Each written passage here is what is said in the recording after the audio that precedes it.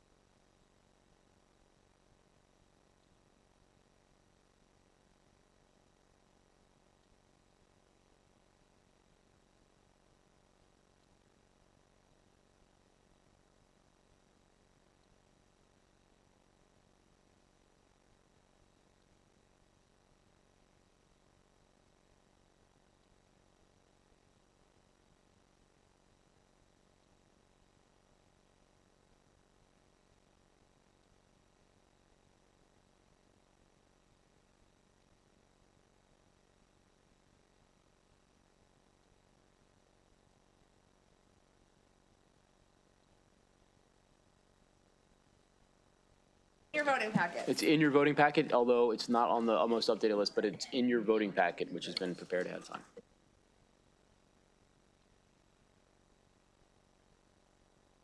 All right, so you're just adopting the amendment. So there's favorable to adopt the amendment. Is everyone okay being recorded in the affirmative on the amendment? All right. Now the bill's before you as amended. Further discussion.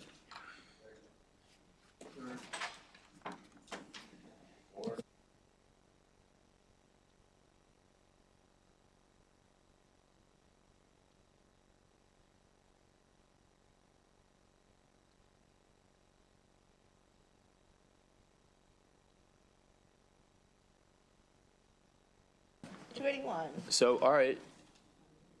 So, all right. Everyone's okay being recorded in the affirmative with the amended bill.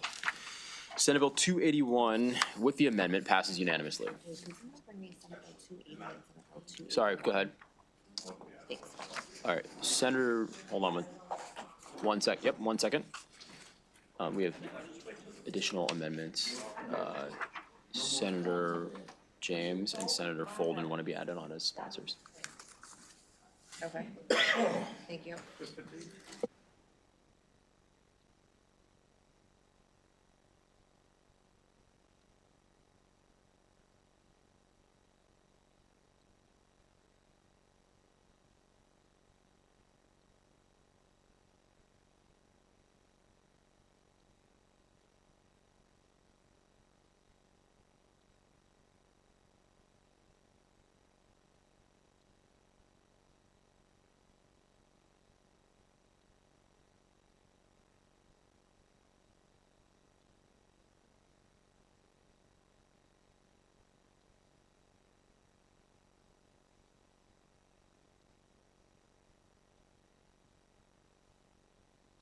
All right, now what's being distributed is 280, so 280 is now before you, 280. Senator, or Jamie is counsel for that. Senate Bill 280 generally establishes uniform definitions related to the military in the correctional services, courts and judicial proceedings, criminal law, family law, general provisions, public safety, real property, and state government articles of the Maryland Code, primarily by reference to definitions in the U.S. Code. While numerous alterations within the bill represent only stylistic or technical changes, there are substantive changes to the bill or being made by the bill. These changes generally make certain provisions, including those related to court record fees more broadly applicable to additional service members. There are two amendments in your voting packet. The first that I'll cover is 253426. This strikes certain changes that were being made to the bill, namely striking the word veteran on page 24 and substituting that for a former service member who has received other than dishonorable discharge or a certificate of satisfactory completion of service. And the second amendment makes similar corrective changes to provisions of the bill throughout the bill. These are just generally, my understanding is to correct some drafting issues in the drafting of the bill. Please add me as a co-sponsor so I can go home in peace. If my wife asks me about this bill one more time, I'm gonna move in with you. Okay? All right, so let's adopt this amendment. This is amendment 253426/1. Correct. Is that an amendment that's been adopted? Everyone's okay? All right. I just have, now the bill's before you, have one more amendment that you're gonna read out real quick, but this is for the sponsor. Just, I think we talked about this, but you changed, you're taking out United States Armed Forces and the Uniformed Services, just that includes, is that like the NOAA folks, or is that, you can speak, yeah. So you're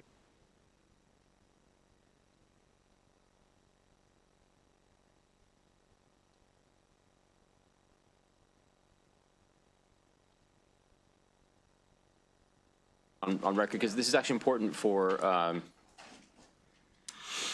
why you want to incorporate uniformed services. And I was actually unaware that some of the forward deployments that these uniformed services have engaged in, I was actually unaware of that.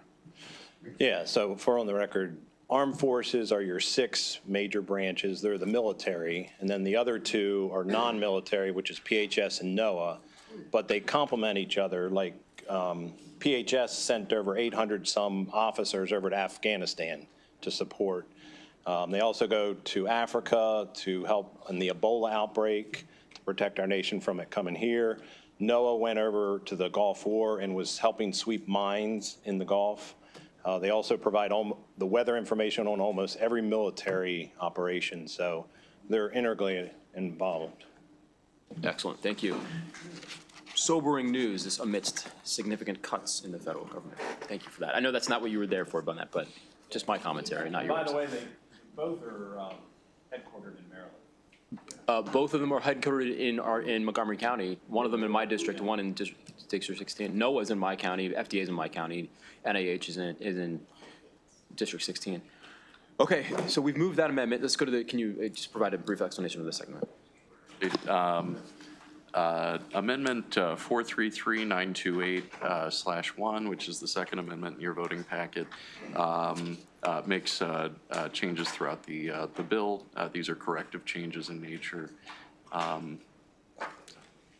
Okay, I'd like to move this amendment. Seconded, everyone's okay. Senator Muse would like to be added to the bill. Senator Charles wants to be added to the bill. Senator James, Senator West, Senator Love, Senator Waldstreicher. All right, is there Senator Henson? I'll jump on too, then fine. Can I just clarify, there was just one amendment? I have 2, sir. Okay. Did you not mean to have 2? So I have the 433928/1. Right. I think that's everything's accomplished. Was there another one? There was 253. Right, we don't want that. That's incorporated into the other one. Or it's not incorporated, it's replacing it. We did not want that language. That was an early amendment from weeks ago.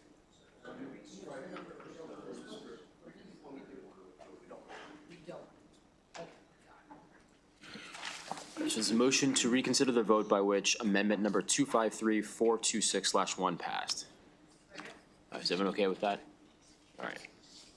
Now the bill is before you as amended. with amendment 433928/1 and the sponsor amendments. Motions for favorable, it's been seconded. Is everybody okay with being recorded in the affirmative? All right, Senate Bill 280 passes unanimously with the amendments. Thank you, Senator Simon Ayer.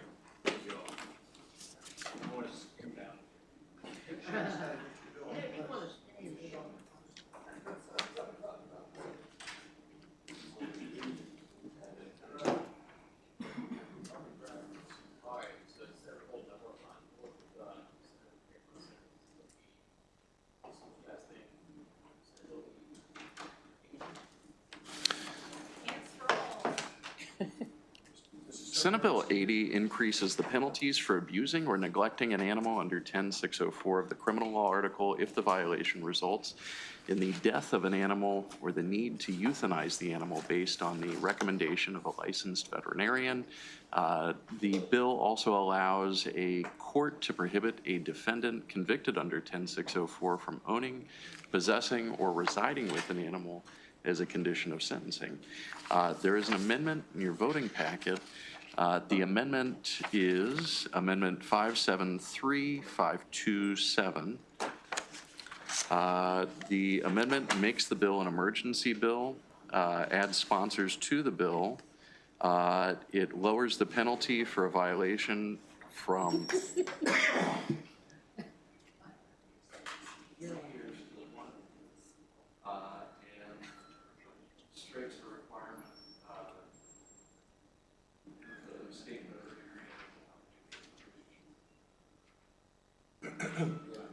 All right, so hold on, can we adopt this amendment, just work from it? Okay, so Senator Muse has an amendment, That's gonna be added on. wants to be added as a sponsor, okay. Is that okay, everyone's okay adopting that? Okay. So you see, so the fiscal note had the bill at, I think, $120-something thousand, which is above the limit that we can do in this climate. So if you remove the, if the animal is a livestock or agricultural animal, that they have to be evaluated by that determination, it has to be made by the state veterinarian. That'll cut the fiscal note within the limits that we can pass the bill. The bill also cuts down, obviously, from 3 years to 1 year of the probable sentence. So it's now going up from 90 days to a year. And I think the fine for this now goes from $1,000 to $5,000 potential. Or not exceeding $5,000, right? Correct. So, and then you still have to get two veterinarians to bless off on this determination that the euthanization was the result of the abuse or the neglect. Senator James, then Senator West. Thank you. Appreciate you working on the bill. I know we were working on some language yesterday, and I think maybe we've dropped that language, but I still have some concern about research, both by the military and many of our national health research organizations do a lot of research. And, you know, I'm sure people can disagree about it, but for the moment, I don't want to pass a bill with an unintended consequence. I mean, if we want to deliberately talk about changing how research animals are treated, that's fine, but so where, did you get a chance to look at how this plays in? Or maybe federal law preempts it, because maybe federal military law preempts it, maybe federal health laws preempt it, but if you could, I'd like that to be the case. So no, I think the existing law provides that a person can't cause unnecessary pain and suffering to an animal. That would be a violation. And I think probably one that would most readily fit the animal testing example. I would assume that were a state's attorney to bring a case under the statute for that involved animal testing, there would probably be an argument that it was not unnecessary suffering that the animal was going through. I think that there are a lot of different hypotheticals that could certainly come up. The language in this part of the code is fairly broad. To my knowledge, No one's brought a case, I bet, right? as far as I know. Well, successful and, case. There is you know, a but case but right looking now. at the statute, I can't think of a reason why, under certain circumstances, you couldn't make an argument.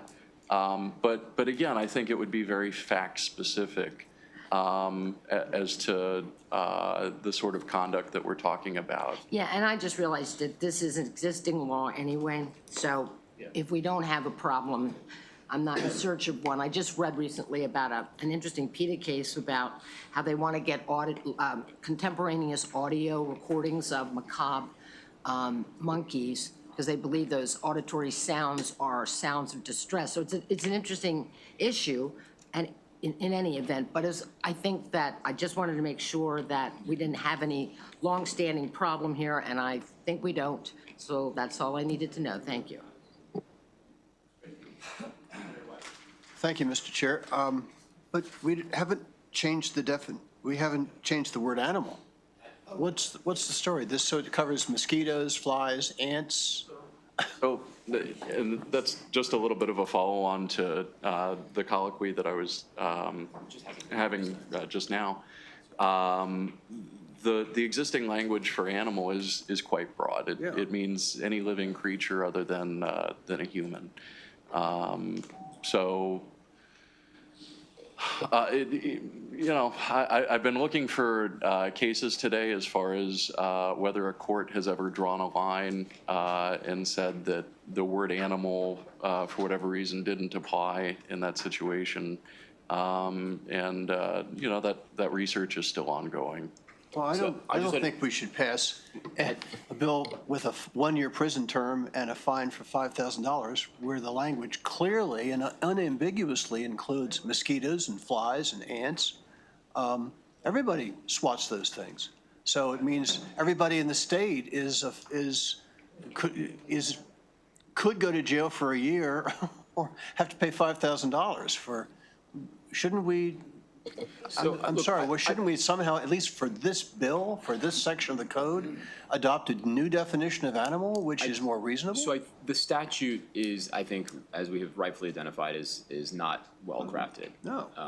But I did have this conversation with the sponsor of the bill this morning, and council has done their research on this as well. Can find no kind of gross misapplication of the law with regard to the definition, like to get some sort of an anomalous, like outlier case like this.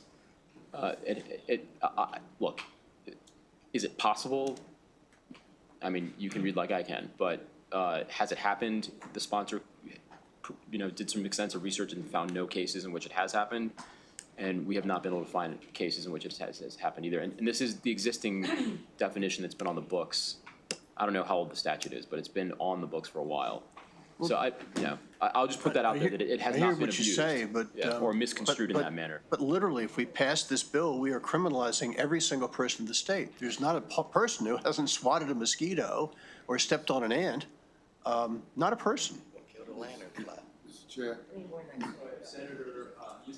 Yeah, my feeling is if any police officer arrests anybody for swatting a fly, they should go to jail for stupidity. That's it.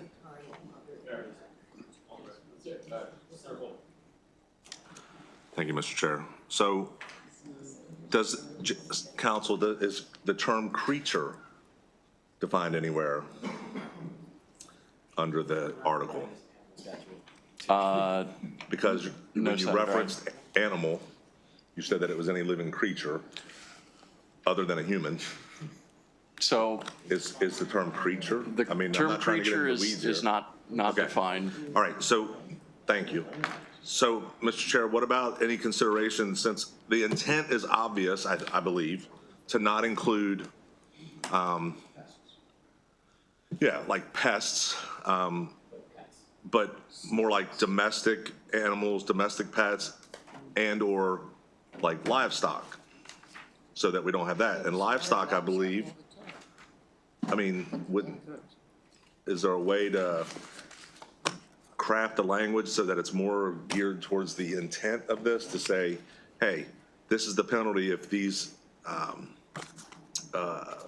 crimes or abuse is occurring against domestic animals and/or livestock.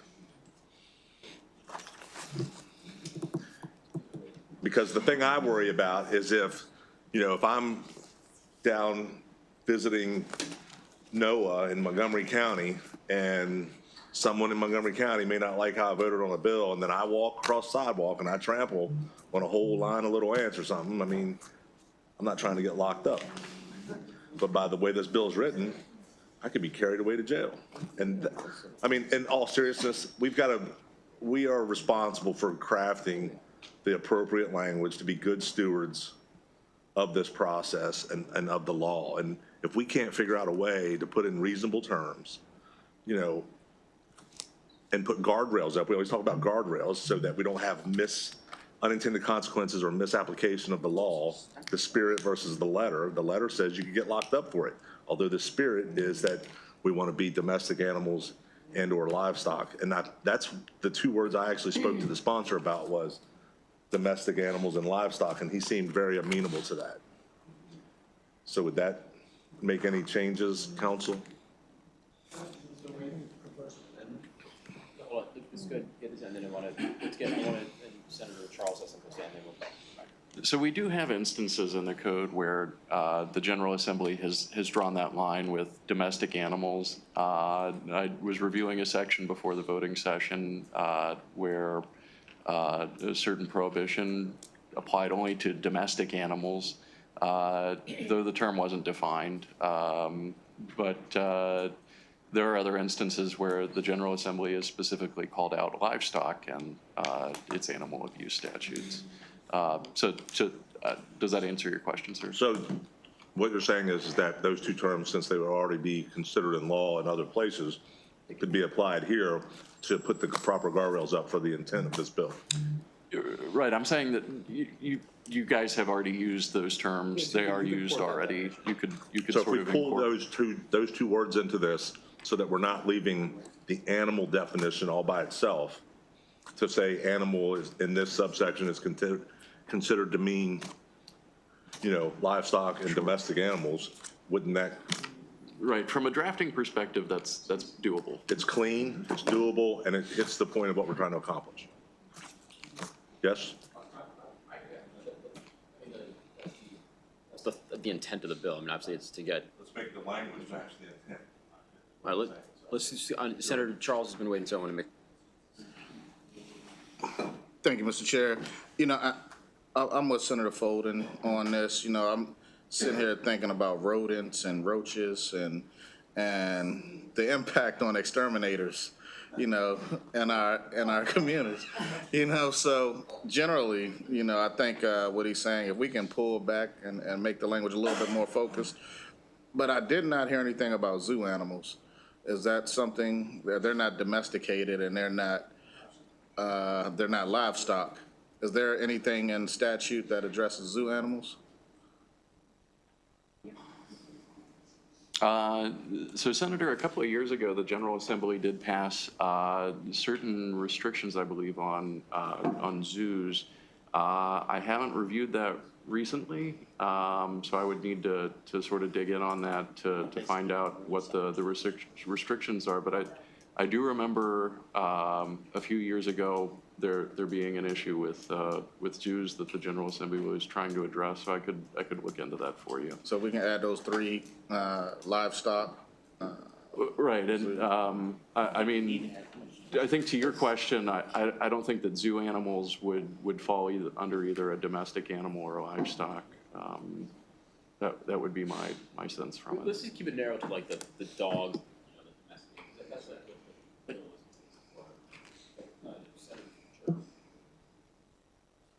Well, I was just going to propose an amendment that says, for purposes of this section 10604, the word animal shall mean domestic animals and livestock. It's very simple. And Jamie, if he wants, can rewrite a little bit, but I think that gets the sense of where we are.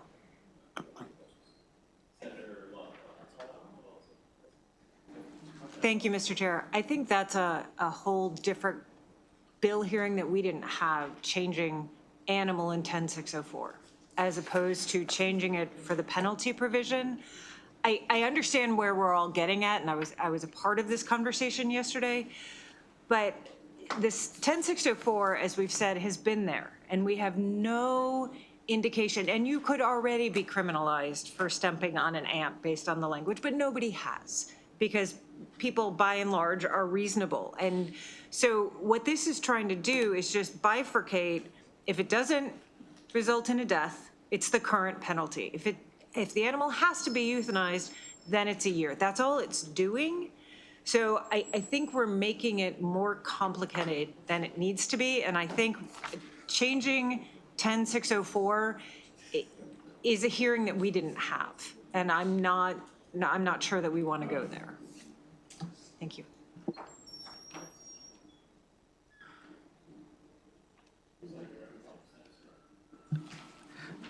I respect.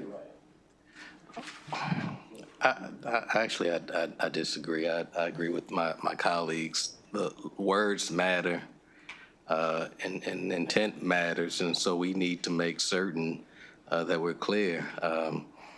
The reality is, and if you don't mind, I'm going to mention this, but the current state of affairs is that we have district court commissioners and people can file charges against people. So, I mean, if someone said that someone killed a worm and killed that animal, yeah, you bring it in. So we have an opportunity to be clear. And I think we should take that opportunity. And if it's a thing of what Senator West mentioned, where you're saying for purposes of this particular statute, I think it's our job to fix it. Just because someone drafted it bad in the past doesn't mean that we don't have that obligation to fix it now.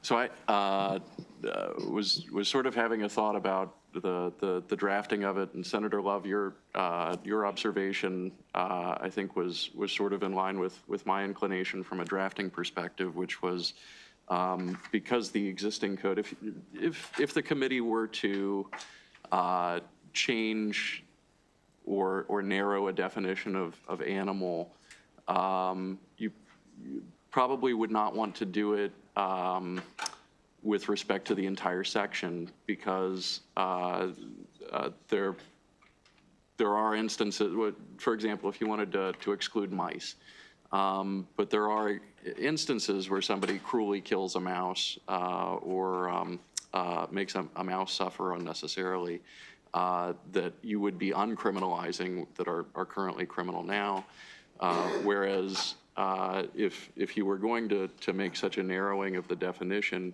I think you would want to just limit that to the new language if you were going to do it at all. I think that's what Chris's intent was. Yeah. Yeah. Okay.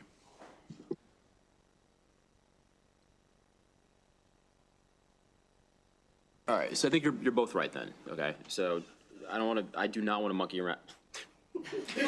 I don't want to change the statute, the definition of animal, but so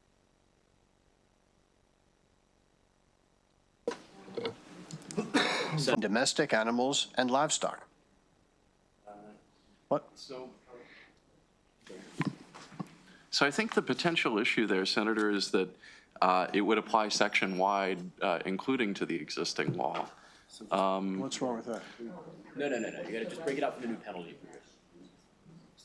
All right, fine. But for purposes of this section 10604B, is that what we're talking about? It would be subsection B12. B1, Yeah, just so B1. 2. B1, Can you inline that? So for the purpose of, What about B11? well, B11 would be, For injury to an animal, see, I think that Could be 90 days in jail or a fine of $1,000. That's why if you were going to narrow the definition just for instances where a death occurred, I think you would want to spell that out in that Roman II penalty provision instead of in a definition. I think do what you're doing. It's good. But there is a legal principle of, it's a Latin term, Exclusion, and the inclusion of Something- one to the exclusion of Yeah, others. so if we only included in 2, Right. the definition of animal, then by implication, 1 covers mosquitoes. And 1 So talks about a fine of or a prison of 90 days and a fine of $1,000. I don't want to touch the existing statute.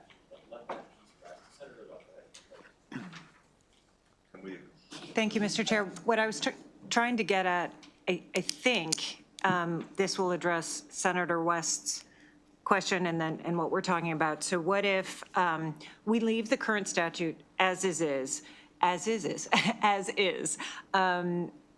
including the language that was already there in B, and then this language is its own subsection, like a C.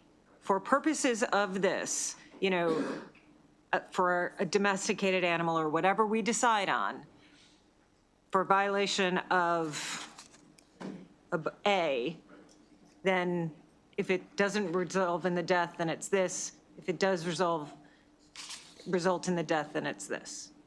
Could I offer just sort of a follow-on to that? Of course, thank you. With drafting, we try to draft around a case called Apprendi, which basically said that anything that could increase the sentence for a defendant is a fact that would need to be determined by the jury and not at sentencing. So as a way, just from a drafting perspective, that we try and make that easier so that everybody knows what the elements are, we generally include everything in its own prohibition. So what I would suggest is you could either do a new subsection C that says a person may not violate A of this section that results in the death of an animal, and specify what types of animals you want in that new subsection C. You could also do it in a new section, and I think that would be even cleaner. So a person may not violate 10604 of this section resulting in the death of a domestic animal, livestock, a zoo animal. If the committee wanted to sort of put rails on it. Use his language, but do the news. No, it would be different language, but. Domesticated animal? Yeah, I mean, I think at this point, if you wanted to go down that route, it would just be deciding which animals you wanted to include in that. Like we're doing each animal. And to Senator West's point, Inclusion is excluded. Yeah.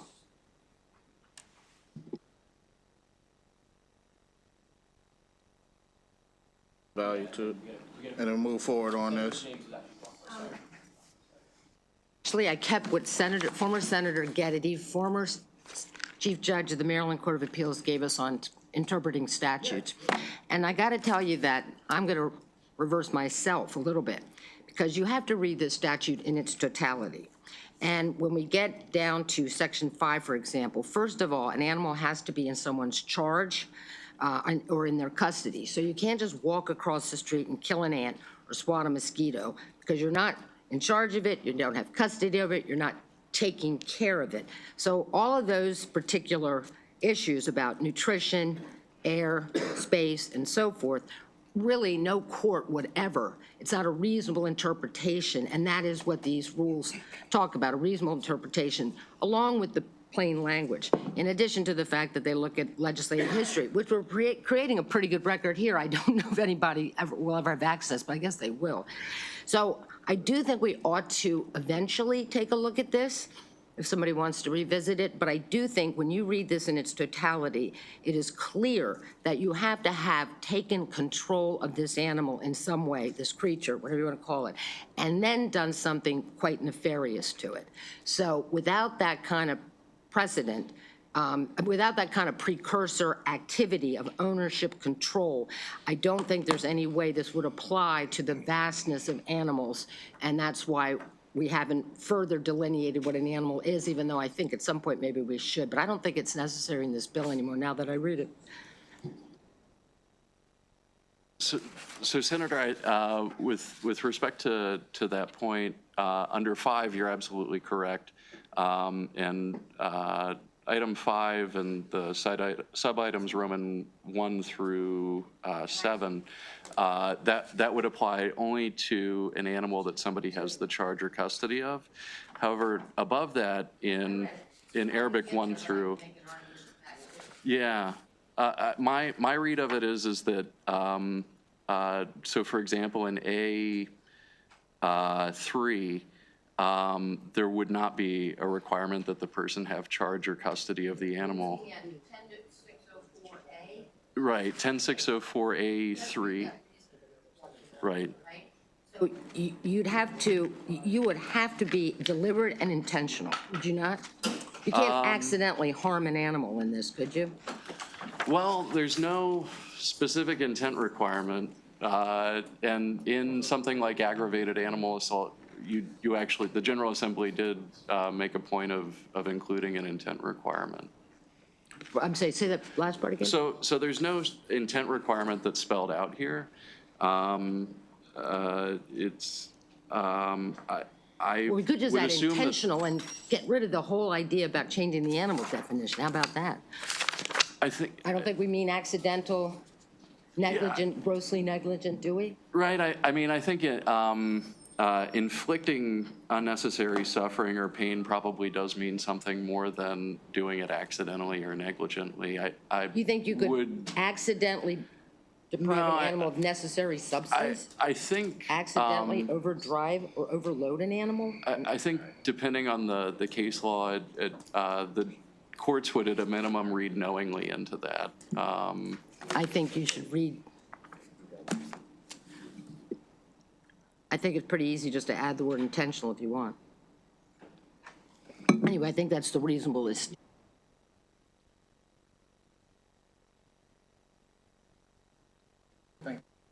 I had to go and look at the code, and then section 10-601, it does, as we talked about, animal means a living creature except a human being. But when you go to section 10-602, the legislative intent, it says, it is the intent of the General Assembly that each animal in the state be protected from intentional cruelty, including animals that are privately owned, strays, domesticated, feral, farm animals, corporately or institutionally owned or used in privately, locally, state, or federally funded scientific or medical activities. I feel like we already have all of this listed. It doesn't talk about roaches, rodents, or any type of insects. I think it's captured clear as day, in my opinion, right here in current law. And the legislative intent is called out specifically. Last summer, I found a snake, rather a large snake, wriggling around my basement.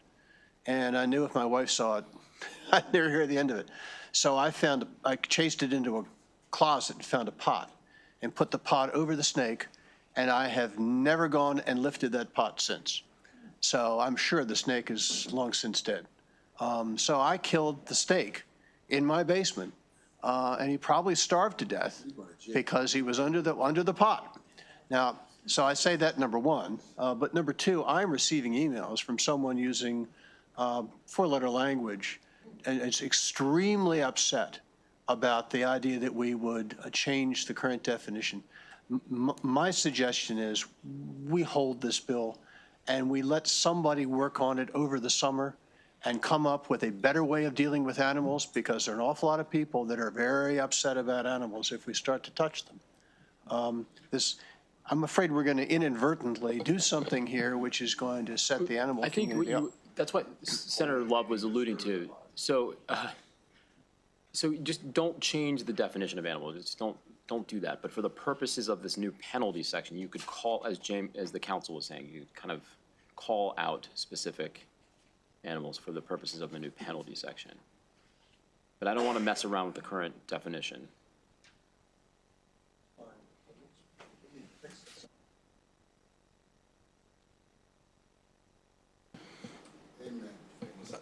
That's a discussion for the 35th of February in the year 1900 and never, but, so we'll do that later, but,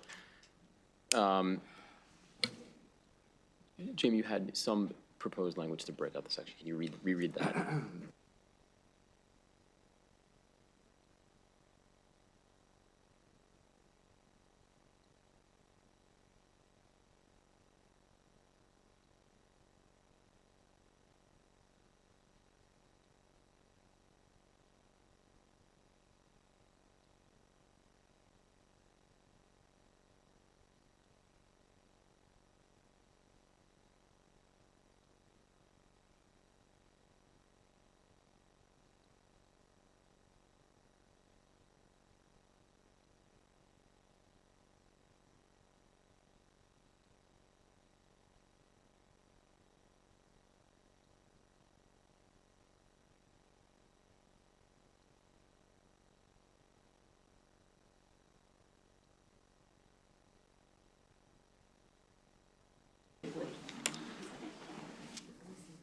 So the question that I received was, how would you break this up?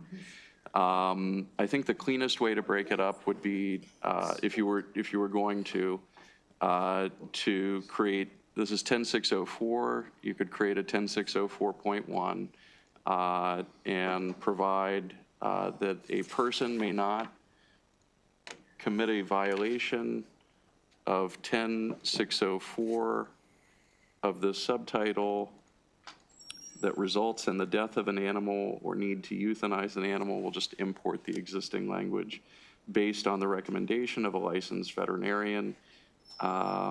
Imprisonment, if the decision to euthanize the animal is validated before or after the euthanasia of the animal by a second licensed veterinarian. And then subsection B, that a violation of this section is a misdemeanor, and a person who violates is subject to imprisonment not exceeding, you want to do 1 year? 1 year, or a fine not exceeding $5,000 or both.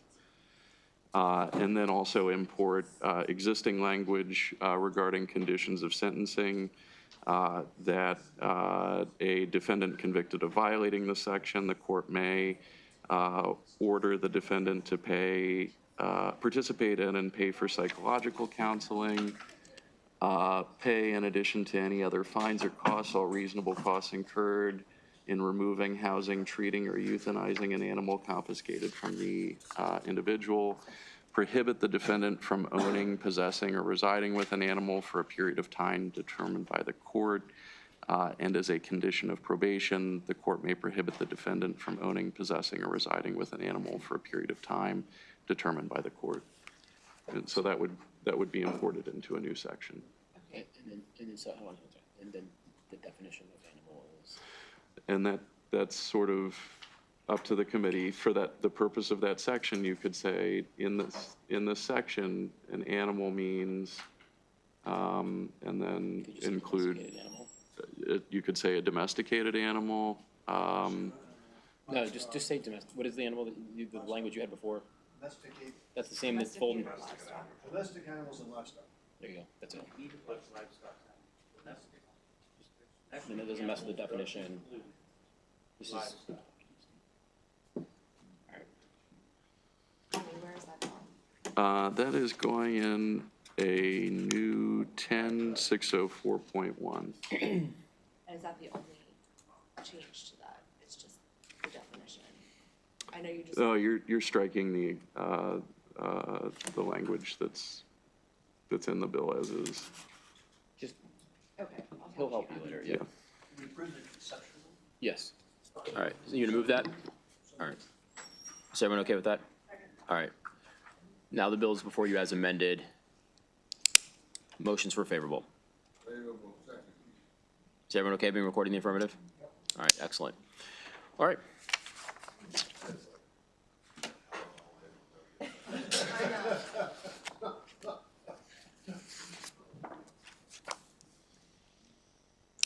I will say one thing, look, thank the committee for the time and the work on this, but for the folks that were advocating on behalf of the passage of this bill, I received more than 200 calls, tons of emails, a lot of really nasty emails. People were very discourteous to people that are interning in my office. If that ever happens again, I will never move another bill like that, okay? Like if the people that were so mean to people that are taking time from college, coming here to learn about the legislative process, if that ever happens again, we'll hold all your bills forever. Like that, we're never ever doing that again. It's absolutely ridiculous.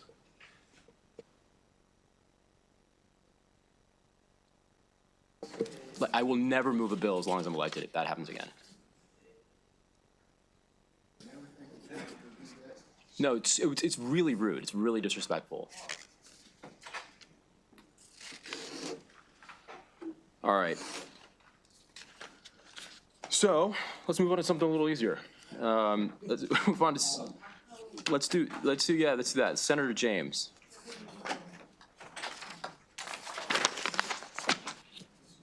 Is that you? Yeah.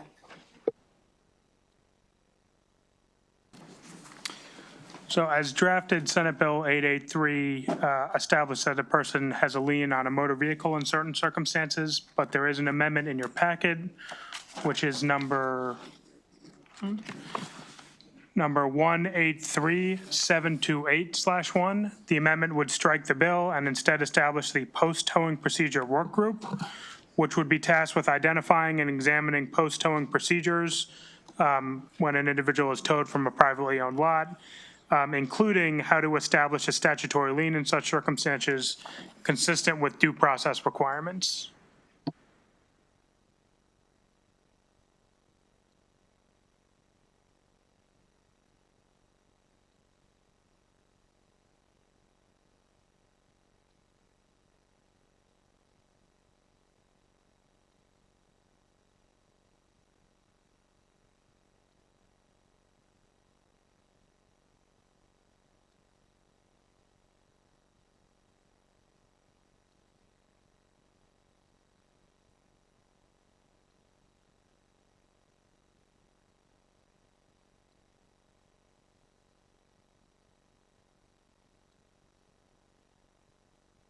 Chair, I think it's great that we're moving to a work group.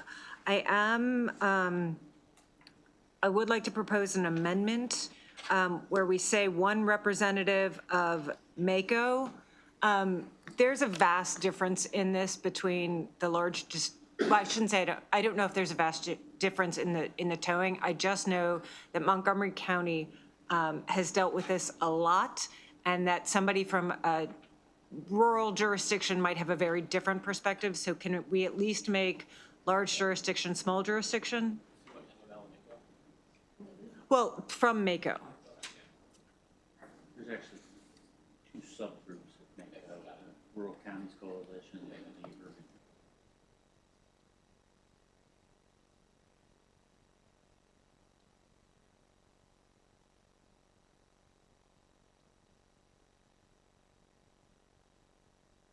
Okay. So let's adopt the amendment, and then we'll add that amendment. So is everyone okay adopting the amendment for you? Okay. So then, can you just tell us what the language would be, and then I want to get over to Senator James. But if you could just tell us what, yeah, no worries. Just broad, I mean. Large and small, I don't, Representation. yeah.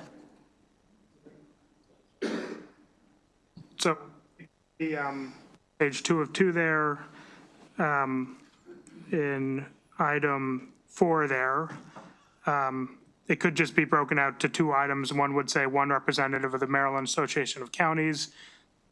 who represents a urban community, and then there could be an identical item there, which would be one representative of Mako who represents a rural community.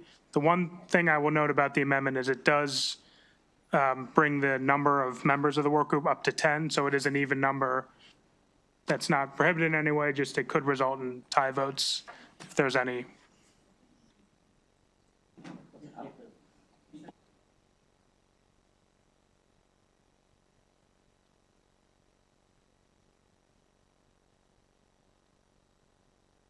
When Mako's gonna make their decision, they're gonna take everybody together and it'll be one vote.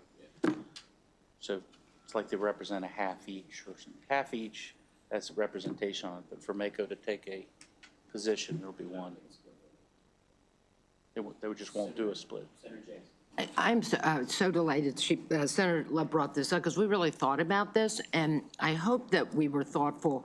And what we did was, we tried to make it an uneven number, and we knew, because of my working closely with the Attorney General's office, that the Consumer Protection Division of the Attorney General's office is acutely aware of the approach of Montgomery County, and I think that they would be advocating quite strongly for us to look at Montgomery County. So I was trying to balance that out, with all due respect to the Attorney General's office, and allow Mako to see if they, rather than we, would second guess how to balance that.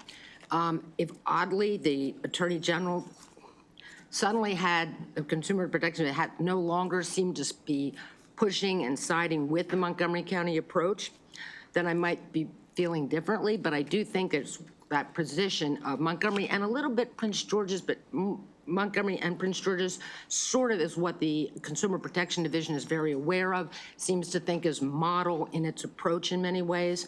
So I was trying to come up with a balance there by allowing Mako to choose whoever they thought would create a balance with that representation.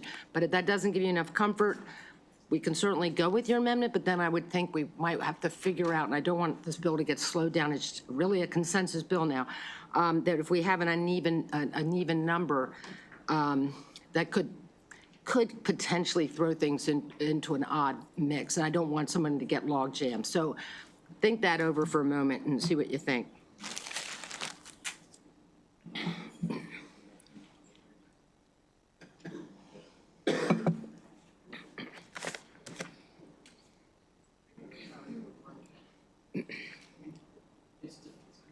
Functionally that way, it's just not, you can't write that. Senator Love.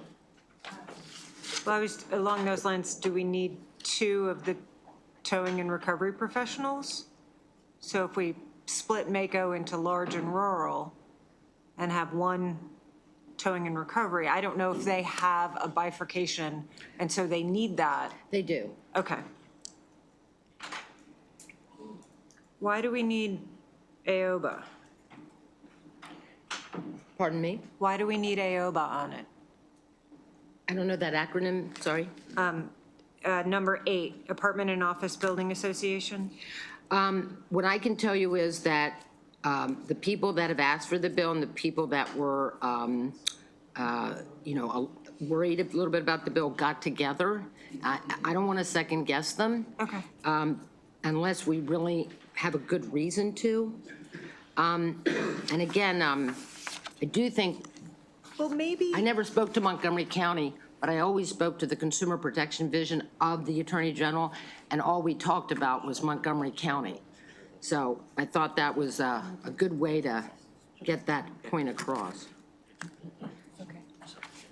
But what I did understand, Senator Love, was that the reason there is retailers, housing, apartments, and the like, is there are very unique challenges that are different and not necessarily across I am aware of that. the issue. So, I have a suggestion. sure. Why, instead of bifurcating Mako, why don't we just add some standard language that we have that says, sort of catch-all in consultation with other I totally agree with that. I would hope they would do it, but you're right. Let's just put it in there. I agree. Okay, That's a good idea. then I'm fine. Thank you. Like someone would be appointed in consultation or?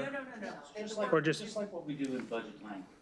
The intent of the committee is that the intent of the JPR committee is that NACO will, in consultation with the large counties and the rural counties, come to a consensus on Or- said towing. Yeah, the work group will consult with in consultation with other stakeholders. so Yeah. on the unnumbered final page of the reprint in that F1, the work group shall, comma, in consultation with interested stakeholders, identify and examine? That way we capture anybody who didn't do anything.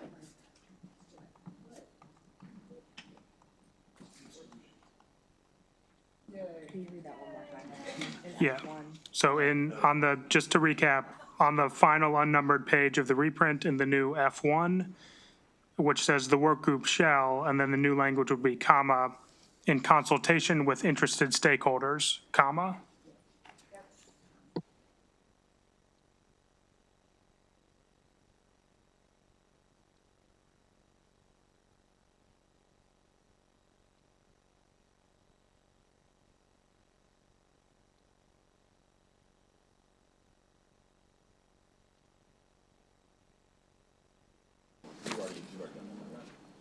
Again.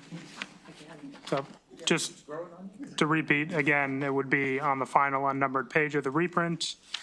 In that F1, the work group shall, and then the new language, comma, in consultation with interested stakeholders, comma, and then the existing language, identify and examine post-towing procedures.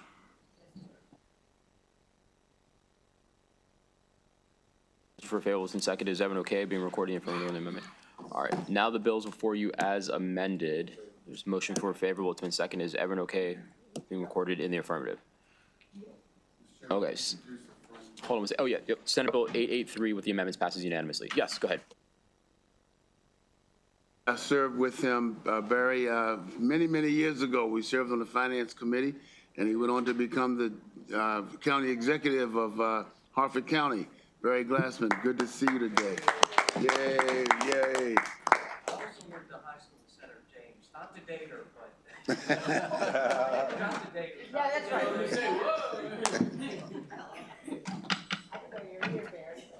Good to see you. I think you're here for this bill, too.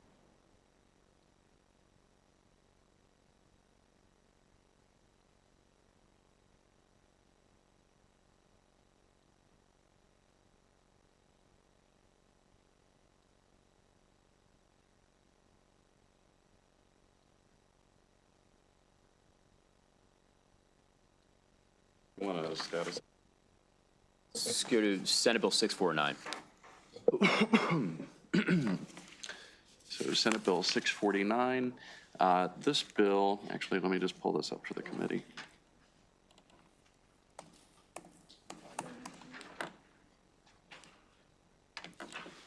Senate Bill 649 expands eligibility for an expungement under 10.110 of the Criminal Procedure Article to include a charge that was not disposed of by unequivocal conviction, but was instead disposed of by the court with no finding designation or included in a case that was designated by the court as having been terminated without finding. A little bit of background on sort of where things are with this bill. The feedback that we received from the state judiciary was they wanted to learn more about what types of cases these were, getting examples of them, and took a little bit of time to try and track those down. But it looks like sort of more research is maybe necessary. It evidently did occur in Prince George's County, and in the judiciary looking at these cases, it also appears that similar entries were made in dockets in Baltimore City under a different designation. I think it was, the designation was no verdict. But I think the idea that sort of came through with conversations about this was providing a check for the judiciary to ensure that any of these cases would otherwise have been expungement eligible, but for the fact that there's something just in the case file on the docket that was causing them to be read differently. So I think with that, the interest was to sort of define the problem a little bit better so that we could have language that would specifically address it. We're just talking about the idea that we're kicking around. Right. So to be a little bit more specific, and the question that I received was to talk a little bit more about the idea that we've been discussing regarding the bill. So to provide a check to make sure that, for example, you wouldn't have somebody that had an attempted murder on their record that was meeting the criteria that the bill would be spelling out and being able to argue that, well, technically they were eligible for expungement. You would want to define that problem a little bit better, but you would also want to potentially give the court an additional check.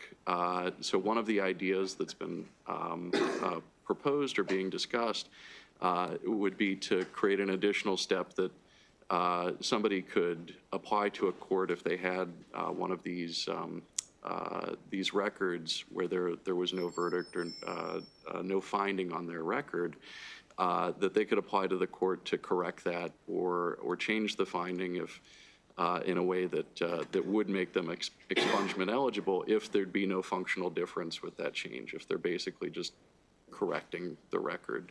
But I think, and Mr. Chair, I'll defer to you on how you'd like to proceed. No, because the scope of the problem is a little bit bigger than we thought, just 2 jurisdictions instead of 1, and because we're still working with the judiciary about, I think this was your bill, Senator West, wasn't it? For the immigration person, like the new PBJ that we created a couple years ago? New PBJ. Yeah, so I mean, I think that we're still looking into see if that could be applied in these 2 circumstances, in these 2 jurisdictions. So my recommendation would be that we refer this to summer study. I will work on it personally, I mean, but the summer study is where this needs to go because the problem's more pervasive than we initially thought. But we're very close. I think it'll be a fruitful endeavor. Okay. So the motion is for, you got it, hold on. Yeah. All right. IMT. All right, refer to summer study. Is everyone okay with this? It's been seconded? Okay, is everyone okay being recorded in the affirmative for that? Okay.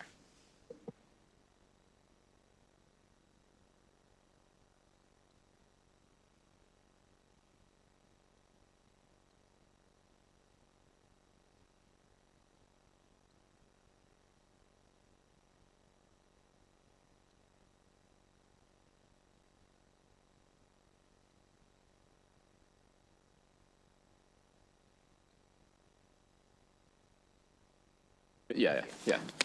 So look, here's what's going on. My recommendations for summer study as well on this one. I don't know what the House is doing. There's unreadiness in this committee. I have unreadiness with the bill. I'll put it on me. But so again, working on earnest on this, or you wait to see what the House does and then you can continue that conversation. But I think summer study keeps this in play. I think we're very, very close. And that keeps it in a more formalized fashion to push this over the lines. That's my recommendation. If anyone wants to comment on that, we can go forward. Senator Henson. I know that I know we had a conversation about it offline about the bill and going forward. I know that there was some kind of, the House was waiting for the Senate waiting for the House. And I think with what you just shared on the record, that probably, puts a lot of water on it in the House as well, because we still had kind of the carrot that perhaps the Senate would move on the bill. So I think that with that being said on the record, it probably does not have a lot of legs behind it in the House either at this point. I would still like to hold off before moving it to summer study. If we can't get any traction in the House, I do think it's a worthy thing to study and to figure out where to go. I know the advocates on both sides have worked really, really hard, and they have come to a place where neither side is happy, but, everybody's kind of holding their noses. So I would like to hold off until we see what the House is going to do. Having said that, I think I can kind of telegraph what's going to happen there based on this. But then otherwise, if not, I would still like the opportunity to study it in the summer. Okay. Yeah, like I said, though, I think you get a bill out of this, for next year. I mean, I know it's like a delayed gratification on this, but I do think you get a good quality product on this next year. So, Okay. And I'm committing to you on record to do that. I appreciate Cynthia, that. So, Thank you. okay, so we'll hold off on it then.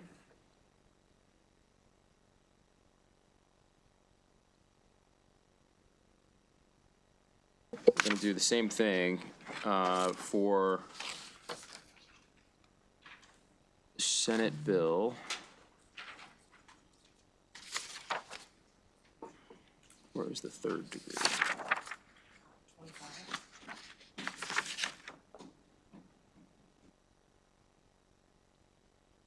Senate Bill 25? That's what you said. For summer study? Yeah. Okay, yeah, let me do the Smith one first. All right, so I'm gonna do, we're gonna do, recommend again to turn this into a work group. Senate Bill 873, which is the assault in the third degree. That had a great hearing. The bill grew legs.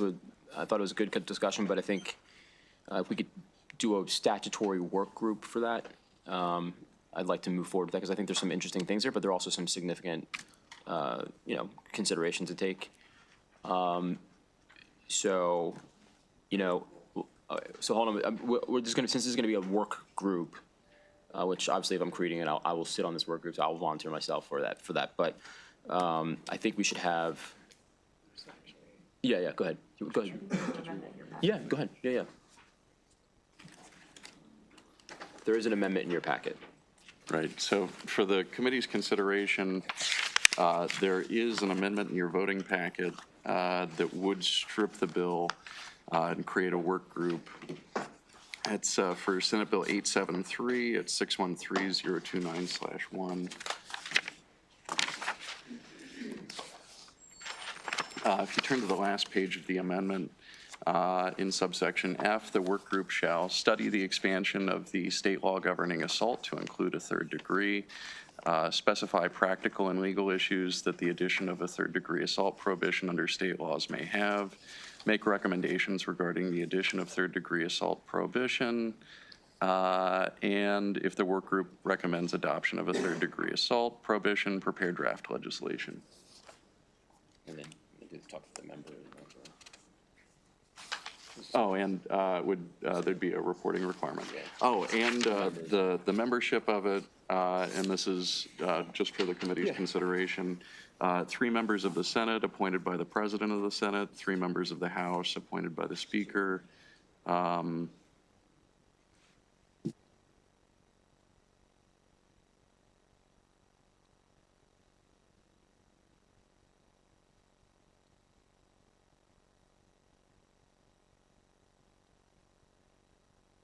What do you all think? I mean, we can go through line by line. What do you, Attorney General designate? Does that make sense for a third degree? Yes, no? What do you all think?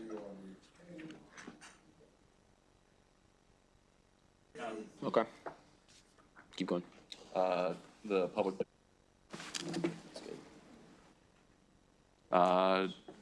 Executive Director of GOCAP.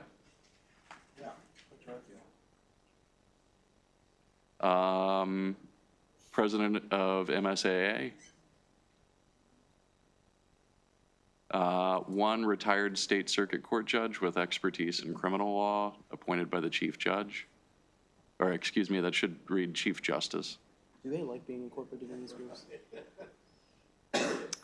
Yeah, I don't know how they'd feel about it.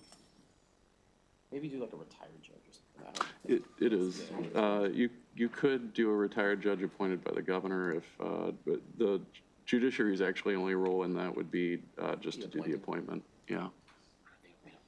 Maybe by the governor. Change it to the governor? Keep it the way it is. Okay. 1 faculty member of the University of Baltimore School of Law with expertise in criminal law appointed by the dean of the university.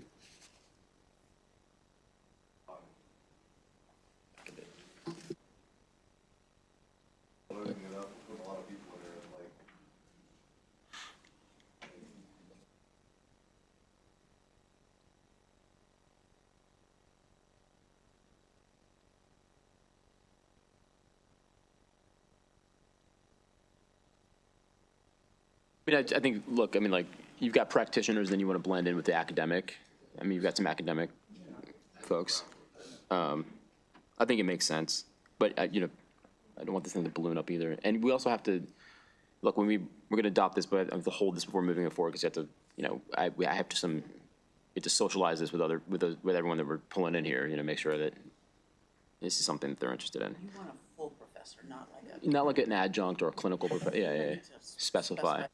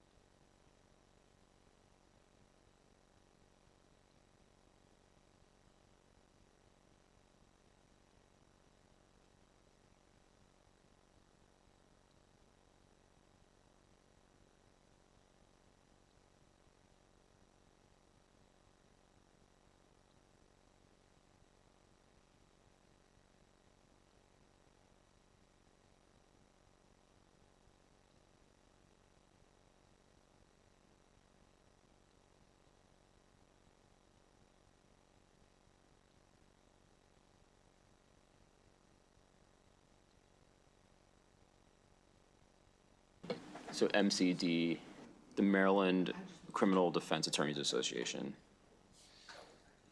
And then, is that the?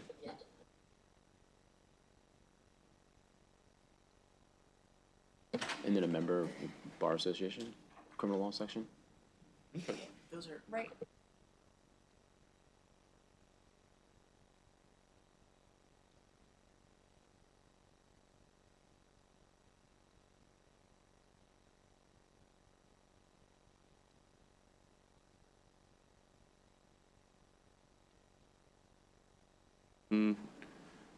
Representative of a group supporting victims of domestic violence, appointed by the governor.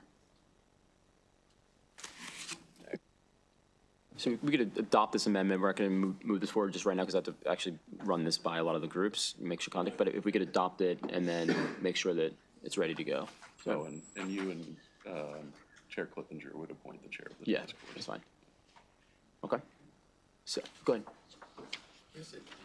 Just on the side, David Soleil from the Sentencing Commission. I mean, he has data. Just a thought.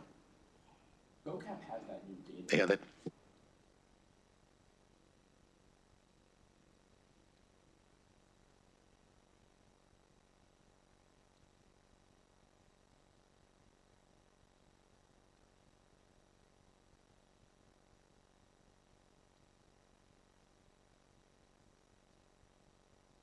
All right, is everyone okay adopting the amendment? Yes. All right. Excellent. So we'll hold.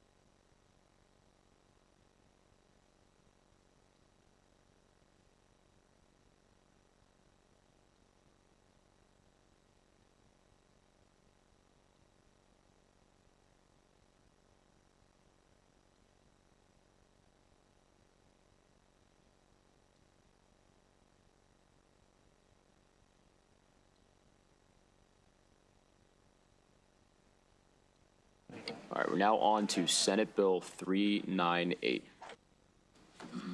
Senate Bill 398 requires the Department of Public Safety and Correctional Services and the judiciary to expunge specified cases by July 1st, 2027, and expunge cases meeting other criteria on a monthly basis beginning August 1st, 2027. Under the bill, expunge means to remove all references to certain cases from the central repository and remove from public view all electronic court records relating to the case. Expungement does not require physical obliteration of records or redaction of physical or electronic documents, media, or recordings. The bill also removes an obsolete statutory requirement regarding removal of references to specified cannabis cases from the central repository. There's one amendment in your voting packet, and oh, sure, thank you. That is for Senate Bill 398, Amendment 323420. Strikes provisions of the bill and instead establishes the task force to implement a fully automated expungement program. The task force consists of the following members: one member of the Senate, one of the House, the Secretary of Public Safety and Correctional Services, the Public Defender, the President of the Maryland State's Attorneys Association, and the following members appointed by the governor: one representative of a nonprofit computer programming organization who has expertise in implementing automated processes and expungement processing, one representative of a vendor that maintains the Maryland Electronic Courts database, and one representative of the Clean Slate Maryland Coalition. The member of the Senate of Maryland and the member of the House of Delegates shall serve as co-chairs of the task force, and DPSCS is responsible for staffing the task force. If you look down to subsection F, the task force is responsible for examining challenges that may arise during the implementation of automated expungement and making recommendations regarding legislative proposals to address the development and implementation of new electronic processes and procedures for automated expungement. On or before December 31st, 2025, the task force shall report its findings and recommendations to JPR and the House Judiciary Committee. I do want to point out that the bill, or the amendment, does have a July 1st effective date and December 31st reporting date. That's a pretty... the report as drafted is due December 31st, 2025. You gotta keep it in. All right. Two members. Instead of one. Yeah. All right, well, let's just adopt the amendment first and then move on. Is everyone okay with adopting the amendment? Oh, sure, yes, sure. On page 2 of 3, line 5, it states the president of the Maryland State's Attorneys Association, but does not allow for a designee. Was that purposeful?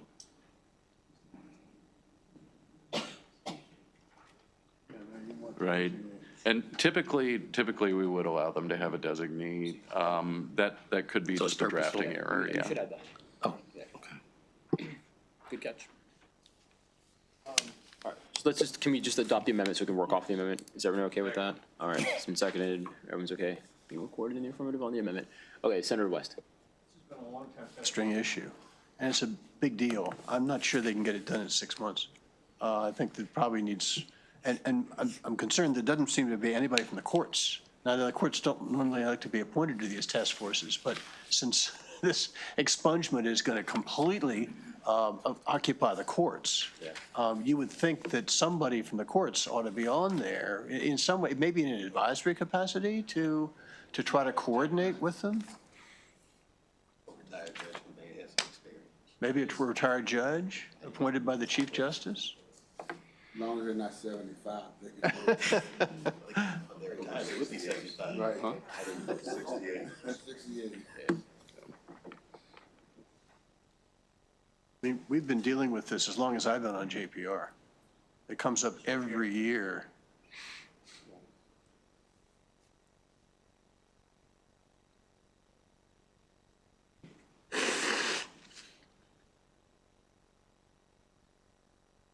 The amendment was crafted with Judge Morrissey talking about it. This is where this came from. It was drafted in the House.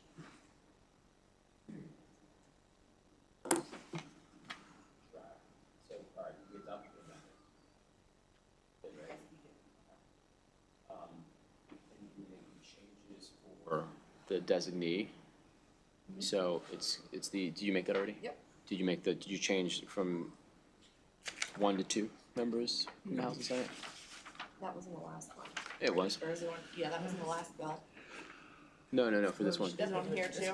Yeah, we should do it for this one too. Well, this one says one, oh, so. Yeah, so one, make it 2, yeah. 2 for both chambers. Yeah, Okay. okay.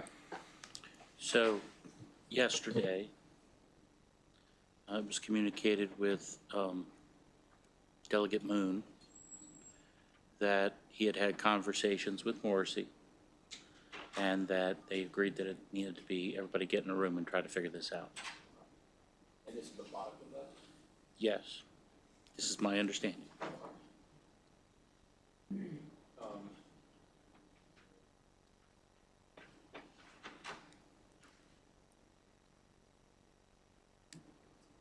Tell us what organizations are.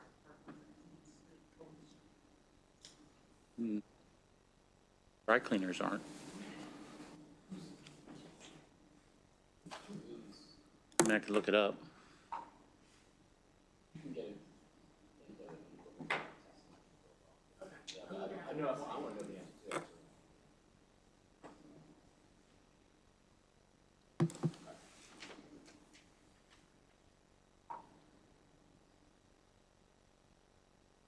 We've got the bill's been amended. No, that's fine. Hey.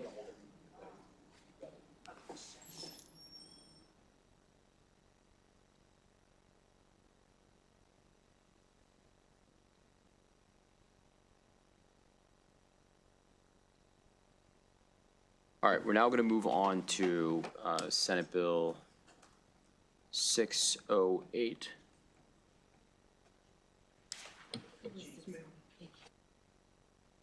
Senate Bill 608 alters statutory provisions that govern the process of certifying victim helpfulness for the purposes of applying for a U non-immigrant visa.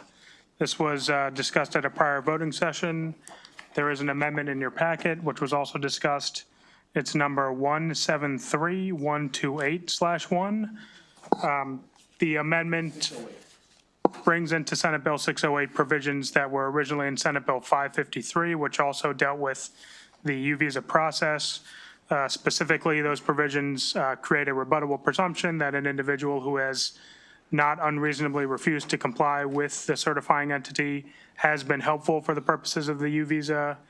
It alters the deadlines by which certifying entities are required to make a final decision on certification, and it requires protocols, certifying entities to have protocols to assist applicants who don't speak English. The amendments also make some additional changes to conform the language more closely with federal guidelines, and that is the amendment that's in your packet. All right, so I'm just going to motion to adopt the amendment so we can just speak off of the amended bill. Wait, are they these amendments? Is that okay with recorded in the affirmative and adopting the amendments? We've already adopted.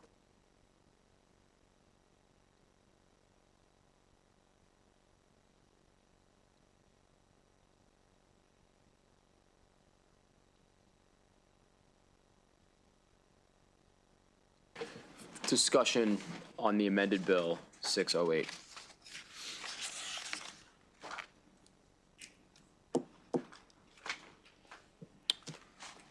Senator Folden.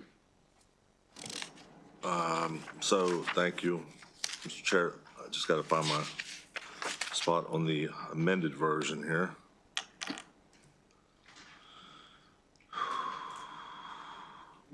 So it's changing in one part, I believe, the time frame for 7 days for them to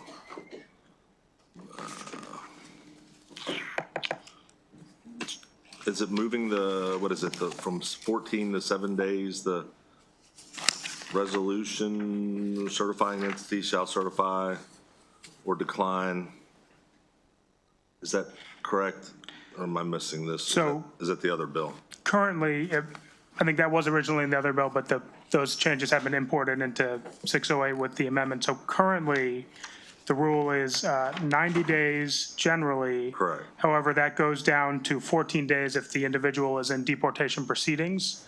So with the amendment, it would be 30 days generally, 14 days if the individual is in deportation proceedings, 7 days if the individual is in proceedings and is detained pending the resolution of the proceedings, and then also 7 days in the scenario where a minor family member of the applicant would be eligible for protection under the U visa if it were federally granted while that person was still a minor, but that person is within 60 days of aging out of that status. So it will be 7 days in those two types of scenarios. Okay. So, yeah, and thank you for that, Josh. The 30-day reduction from 90 days, it is my understanding that even in conversation with Montgomery County, that is not an achievable mark for them to be able to do that certification process that quickly. And it also, as I understand, and correct me if I'm wrong, but under federal guidelines on the U visa, they are protected if they're already, if they are a witness, they are protected through the U visa program from deportation if they're already a witness that's been identified through the U visa program. So I think that's somewhat complicated. So I'm not aware of any kind of specific statutory rule which says, once you've got an application or even once you have an approved application, you have protection for deportation. My understanding is that the general practice has been that proceedings might be stayed when you have the application in or if you have it approved, but I don't think there's any particular statutory rule that requires that. And as far as I know, that would only kind of kick in once you have the federal application in, and getting the state or local certification is basically a prerequisite to the federal application. Now, it may be that an immigration judge in a case would say, hey, look, I know that you are working on a U visa certification, so I'll stay the proceedings, but I'm not aware of any statutory requirement that happen. Have we gotten word back, or have we spoken to Montgomery County? Because that's the one county that I heard of specifically that was involved in this enough to be able to say that they would or would not be able to do the certification process from So I have not 90 to 30 days. I have not spoken to Montgomery County specifically. I do know they were favorable on Senate Bill 553, which is, yeah.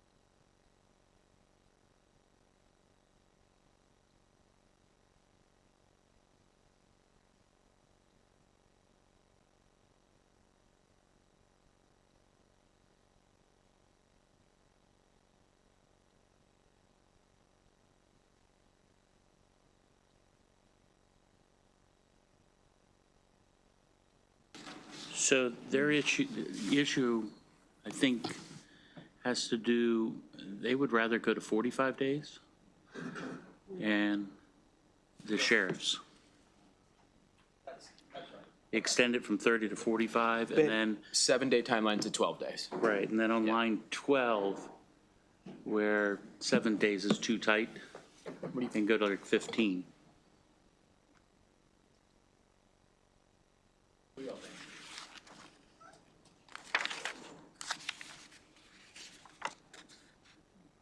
Well, I mean, what's the consequences if they don't get it done in 30?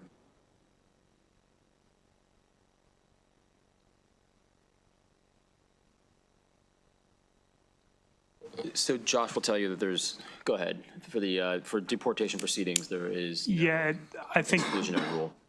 I think it may ultimately kind of be a decision that the immigration judge makes, where you come in and to them and say, look, I'm working on the U visa certification. It might be a call of the judge whether to stay in those circumstances or not stay. So I do not believe that there's anything established, certainly under statute, that says, you know, at this point, you can't be deported. I don't believe that's the case.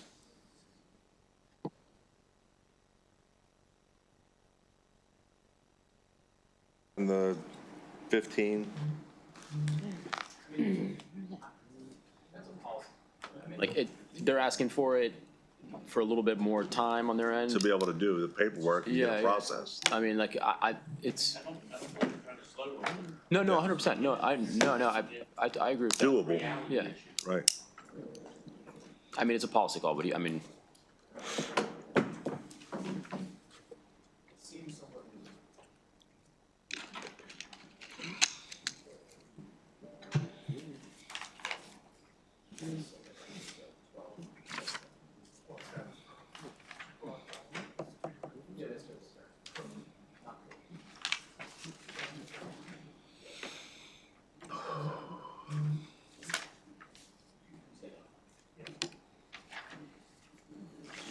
Yeah, so just to clarify, it would be going on page 4, line 8, from 30 to 45 Yeah. days. And then I guess the question is, there are two separate, on the unnumbered lines in paragraphs 3 and 4, that's two separate circumstances where Right. the bill is going to 7 days. So we'd be going to 15 in one or both of those Yes. circumstances? Or 12 to 12? Okay. For both? One or both, I don't know.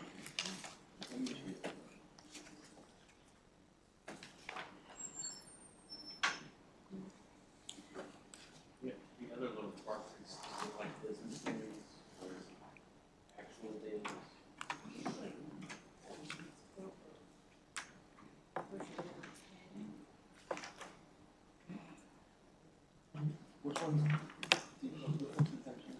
Detention is paragraph 3. So, I mean, look, I think we do keep that seven. So just to recap, the additional proposed amendment would be on page 4 of 6 in line 8, going from 30 days to 45 days. And then in paragraph 3, keeping it at 7, but paragraph 4 would be going in, from 7 days to 12 days.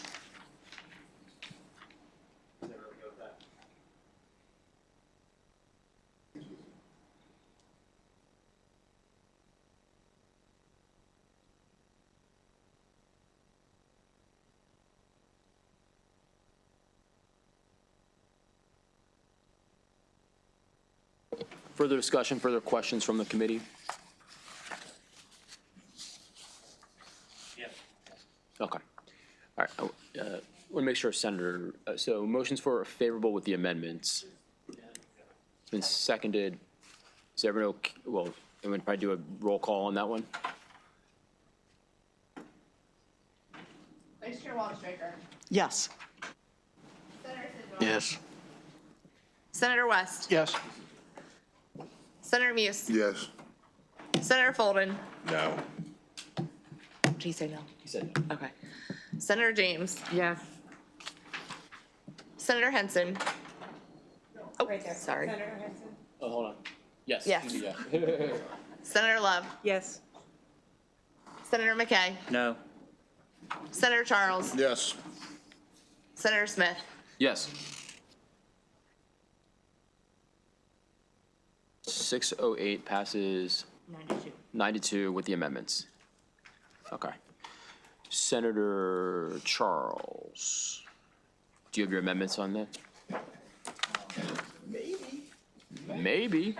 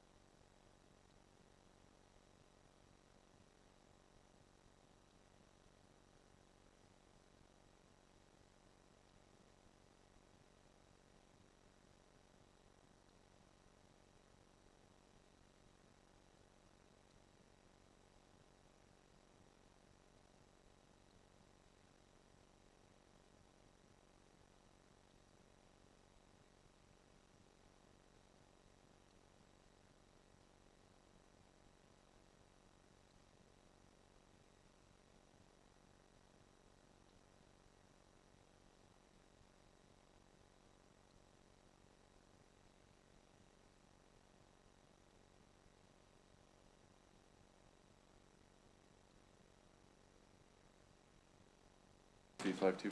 Yeah.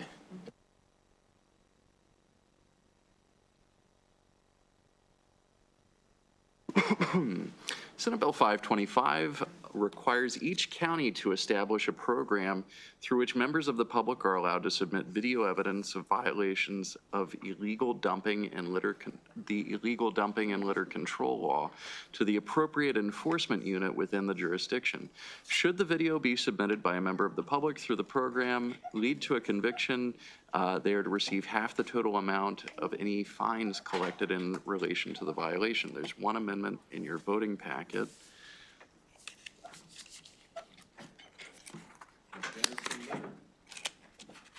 And that is Amendment 193223. This would make the program apply in Prince George's County. If you look at page 3 of the reprint, would provide that instead of each county, the governing body for Prince George's County may establish a pilot program allowing a member of the public to submit video evidence of an alleged violation of this section to an enforcement unit with jurisdiction and receive half the total amount of any fines collected in relation to the violation if the video evidence leads to a conviction. If a person is fined under the subsection and does not pay the fine, the court may refer the amount of the unpaid outstanding fine to the Central Collection Unit for the Department of Budget and Management. It would be a 5-year pilot program, and at the end of September 30th, 2030, would be abrogated. Someone's gonna get shot doing this, man.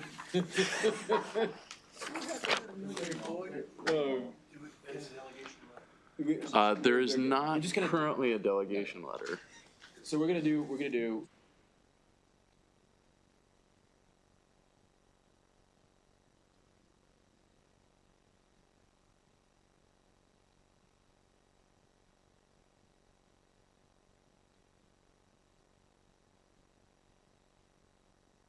Thank you, Mr. Chair. No, we're working, I talked with the chair of the delegation. So we're working to have a letter done. I just texted him now, seeing when we'll actually have it. So he's stuck in committee as well, just like us. And so our delegation's been running into issues. And so I've had an opportunity to talk with all of our members. We're just waiting to get into a meeting. And so. No, we just adopt the amendments and then we'll just, as soon as we get it. Is that cool? Yeah, that's cool. Let's adopt the amendments first. As soon as we get the letter, or if we get it while we're here, I'm gonna just do it. Yeah. All right, it's been seconded. Is everyone okay adopting the amendments? All right. Senate Bill 525, the amendment stops, so we'll come back when we get a delegation letter.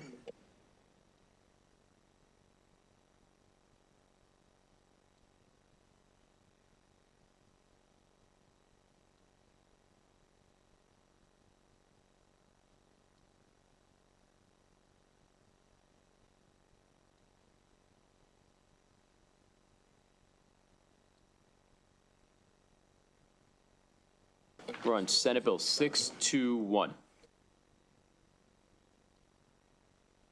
Bill 621 establishes a minimum adequate security standard for courtroom security at all courthouse facilities in the state. Certain standards are applicable beginning July 1st, 2026, with additional standards beginning July 1st, 2028. The bill requires court security officers to meet the qualifications for a special police officer as defined in 3301 of the Public Safety Article. By September 30th, 2025, certain entities must submit a report to the Chief Justice of the Supreme Court of Maryland and General Assembly identifying related information regarding the implementation of security standards. There's one amendment in your voting packet. This is 621.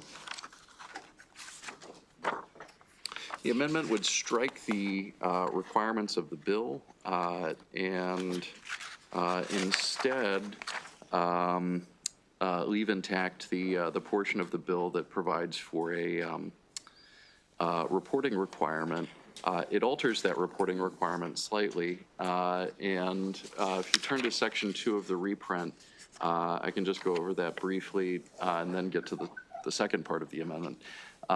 It would strike the reporting to the General Assembly. Instead, on or before September 30th, 2025, each law enforcement agency, department, or entity providing security at a courthouse facility is required to submit a report to the Chief Justice of the Supreme Court of Maryland identifying the current number of court security officers available to provide courthouse security, minimum number of court security officers necessary to meet the minimum adequate security standards, accounting for annual leave and absences, sufficient to ensure that all court security officers meet the standards for a special police officer, at least one court security officer to be present in each court proceeding, at least two court security officers present when an incarcerated individual is present, and at least one additional court security officer for every 4 courtrooms on each floor of a courthouse.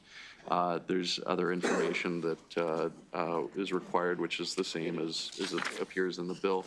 There is there was a request from the Judicial Conference that, and if you turn to page 2, that the judicial security bill from last year be amended to require certain additional information that isn't evidently subject to protection for justices and their family members be added to the existing law on that. So if you turn to page 2 of the reprint, it would amend that to provide that personal information, this is the information that's protected, means other information used to identify a current home address through property tax records, including a property tax identification number or parcel number, as well as, if you go down to Roman 11, a full date of birth for the judges. Yeah, so my sense from the language that they provided and the discussions that we had was that that full Wikipedia page, full date of birth, I think they probably could request that it be, I guess, changed. The full date of birth could still be the date and the month, but yeah, I don't think that you could include the day, month, and year all in one. And that.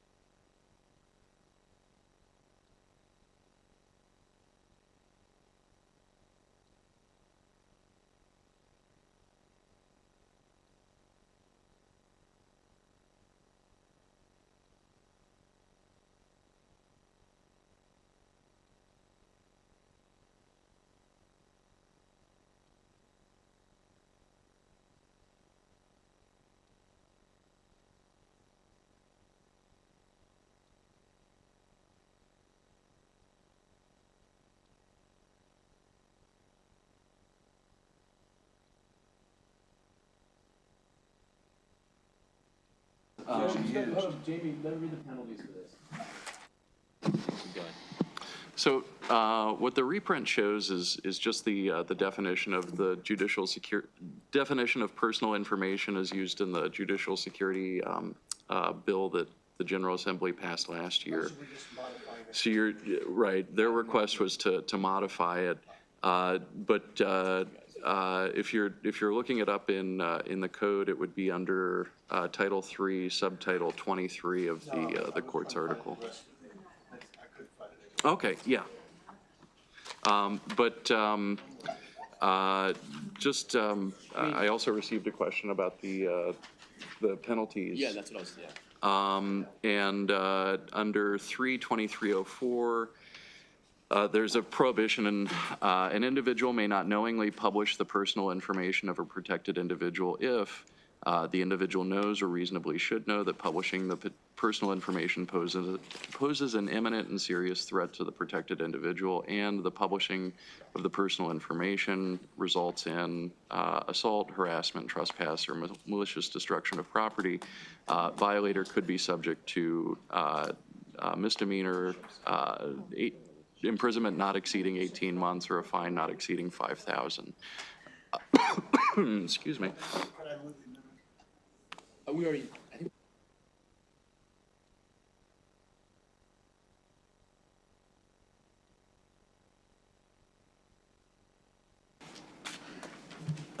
Last year when this bill came up, one of the things that I expressed, and I'm sorry I didn't put a reminder to myself, was that we continue providing certain extra protections for a certain segment of the community, and I thought that this was something that should be available for everyone.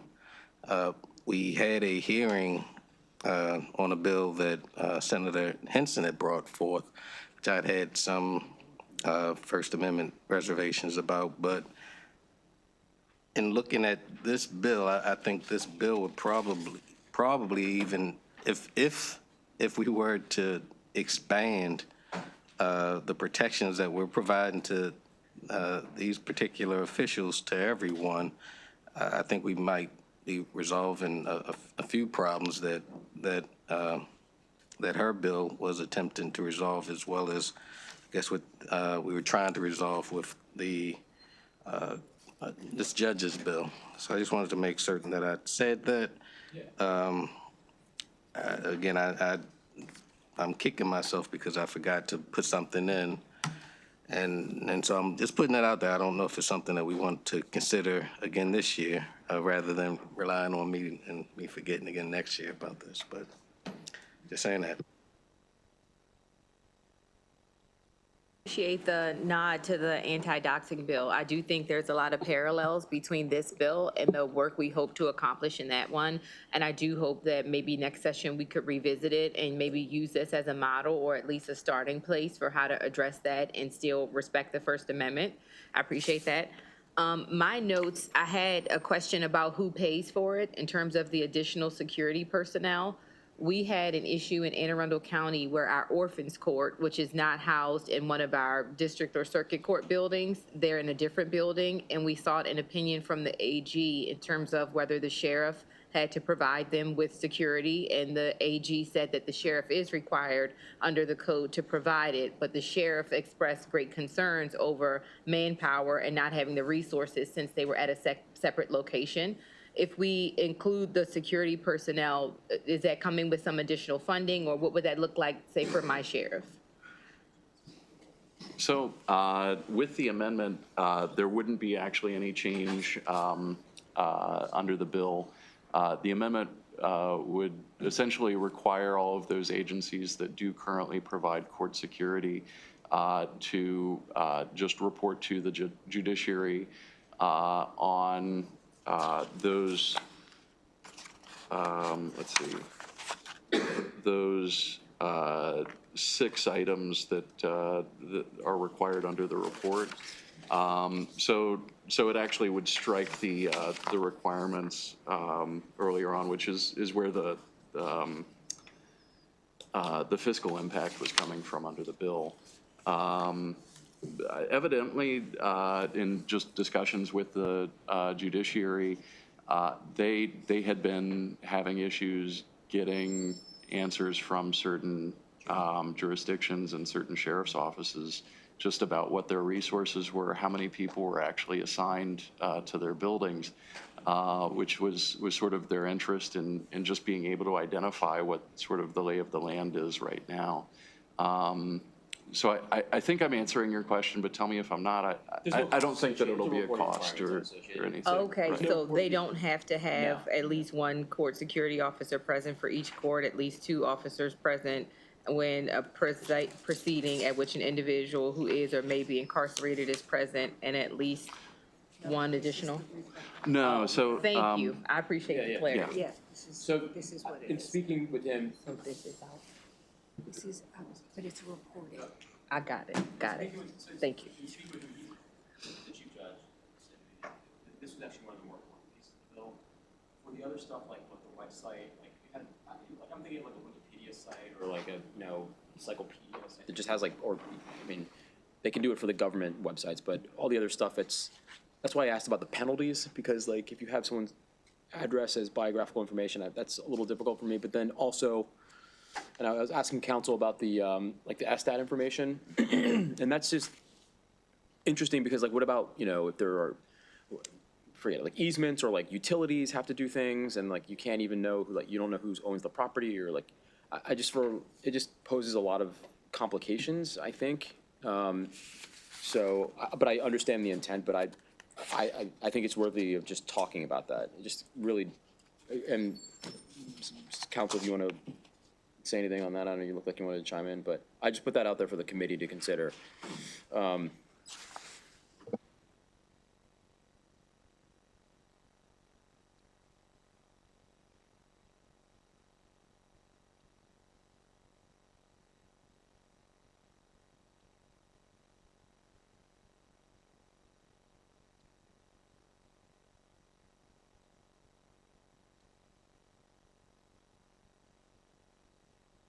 All right, so I'll make a motion, then you're gonna, I don't know which line it's on lines. Just all on page 2 of 3. Just strike the full date. You can, and then the SDAT information under Roman I, under 1. You have to read it. Yeah, sure. The amendment would be changed to strike the addition of language under 32301 of the Courts and Judicial Proceedings article. There would be no changes to that section. Instead, the bill would only be the reporting requirement is reflected in the reprint here. So it's just I and SI. Yeah. I and 11. 1 or 11. Yes. XI. Okay, is everyone okay with that amendment? All right. Now the bill's before you as amended. The motion's for favorable with the amendments. Is everyone okay with being recorded in the affirmative on Senate Bill 621? All right, Senate Bill 621 with the amendments passes unanimously.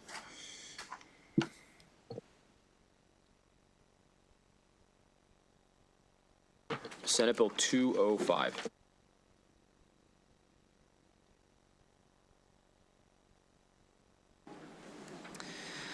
Senate Bill 205 is a departmental bill that specifies an exception to the general prohibition against the disclosure of any information concerning an applicant or recipient of certain services. In relation to adult protective services, disclosure of information is not prohibited to an officer or employee of any state or local government or the United States if the officer or employee is responsible for conducting an investigation in an official capacity and the disclosure is relevant to the investigation. The identity of a person who makes a mandatory report of a potential abuse, neglect, self-neglect, or exploitation of an alleged vulnerable adult may be disclosed if in accordance with these provisions. The bill also expands the definition of health practitioner that is applicable to statutory provisions regarding mandatory reporting by certain individuals of alleged vulnerable adults. In your packet, you have what the House has amended this cross-file to do. It should say House Bill 246, amendment number 903327. It should have SB 205 written at the top. The amendments, if you flip to the last 2 pages, what they do is it adds in that calling the statewide reporting hotline to the methods to give the mandatory report. Under this statute, it adds that as an option. It also says that any of those mandatory reports have to be done as soon as possible. The other thing it does is the change to the health practitioner definition is now effective on July 1st, 2026, while the rest of the bill remains effective October 1st, 2025.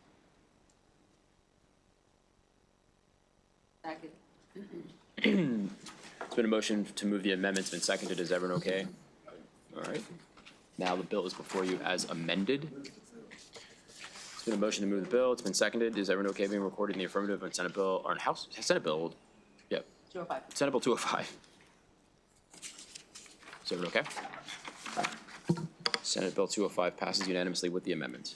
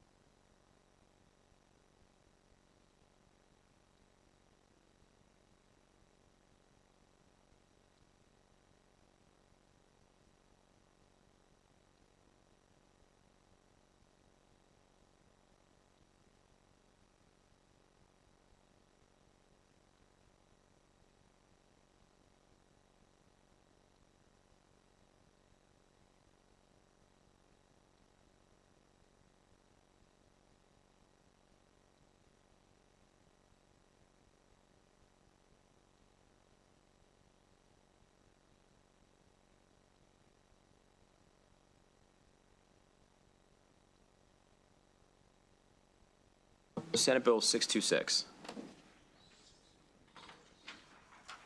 And then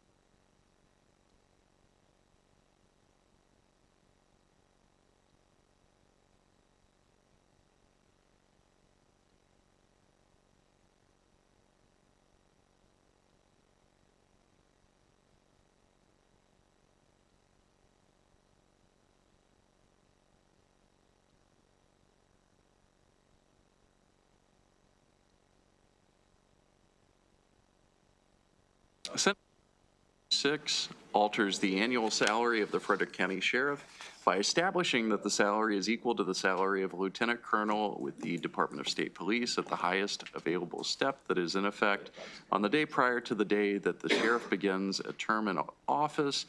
Any change in DSP's salary scheduled during a term of office may not apply to the incumbent sheriff, but the changed rate takes effect at the beginning of the next term.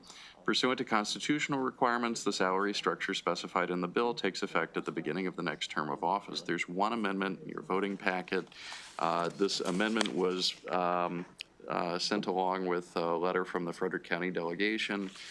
The amendment would strike certain provisions of the bill and instead provide that the Sheriff of Frederick County shall receive an annual salary of $187,313 for calendar year 25, and 82.5% of the state's attorney for Frederick County's annual salary, including any increments and salary adjustments authorized under 15411B2 of the Criminal Procedure Article for calendar 26 in each subsequent calendar year. Any change in salary paid to the state's attorney for Frederick County during the term of office of the sheriff may not apply to the incumbent sheriff, but the changed rate shall take effect at the beginning of the next following term of office. There is a delegation letter.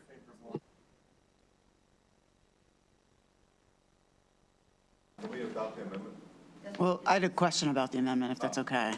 So that was a lot to take in. I just want to be clear. Does this bill apply to the current sheriff in the current term?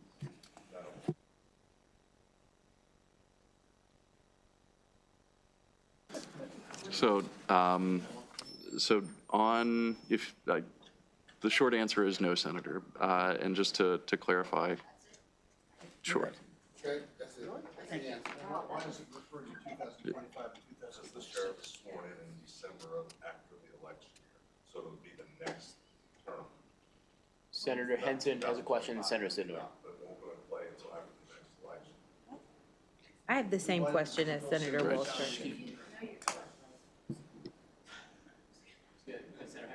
I have the same question as Senator Waldstreicher. I was just trying to see clarity on the part that says it starts in calendar year 2025. And my read on that, Senator, is that because the construction clause on page 2, which provides that in accordance with Article 3, Section 35 of the Maryland Constitution, the act may not be construed to extend or apply to the salary or compensation of the sheriff of Frederick County while serving in a term of office beginning before the effective date of this act. Sorry. It says that it can't apply during the current term. My read of this is that the $187,313 would start, and then in 2025, but that's only if there, if it was a different sheriff, if it was a new term. I'm not sure why it's drafted that way, Senator. My understanding was it was drafted that way to be consistent with what the current state's attorney's salary was at that point, so that when it started, it had a starting point for the 82.5%. Yes. Because that's what the state's attorney, that would be 82.5% of what the state's attorney's salary is in 2025. It in no way makes it. Then why not just say that? In no way applies to the current sheriff.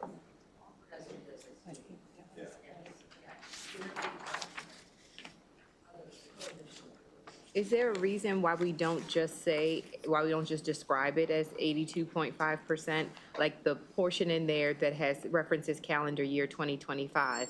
I think that's where the confusion's coming in. If the number that's referenced there is what actually is 82.5% of the state's attorney, is there any reason we don't just do that for clarity? That budget hasn't been passed yet. You can say whatever 82% is on the swearing day of January 2027. Of the state's attorney's salary. Yeah. Then, So a lot of that was brought up in dialogue with others. Because they wanted that to be currently recorded as to what it was, the standard was moving. That's But it'll change. just letting you know. Have a percent again.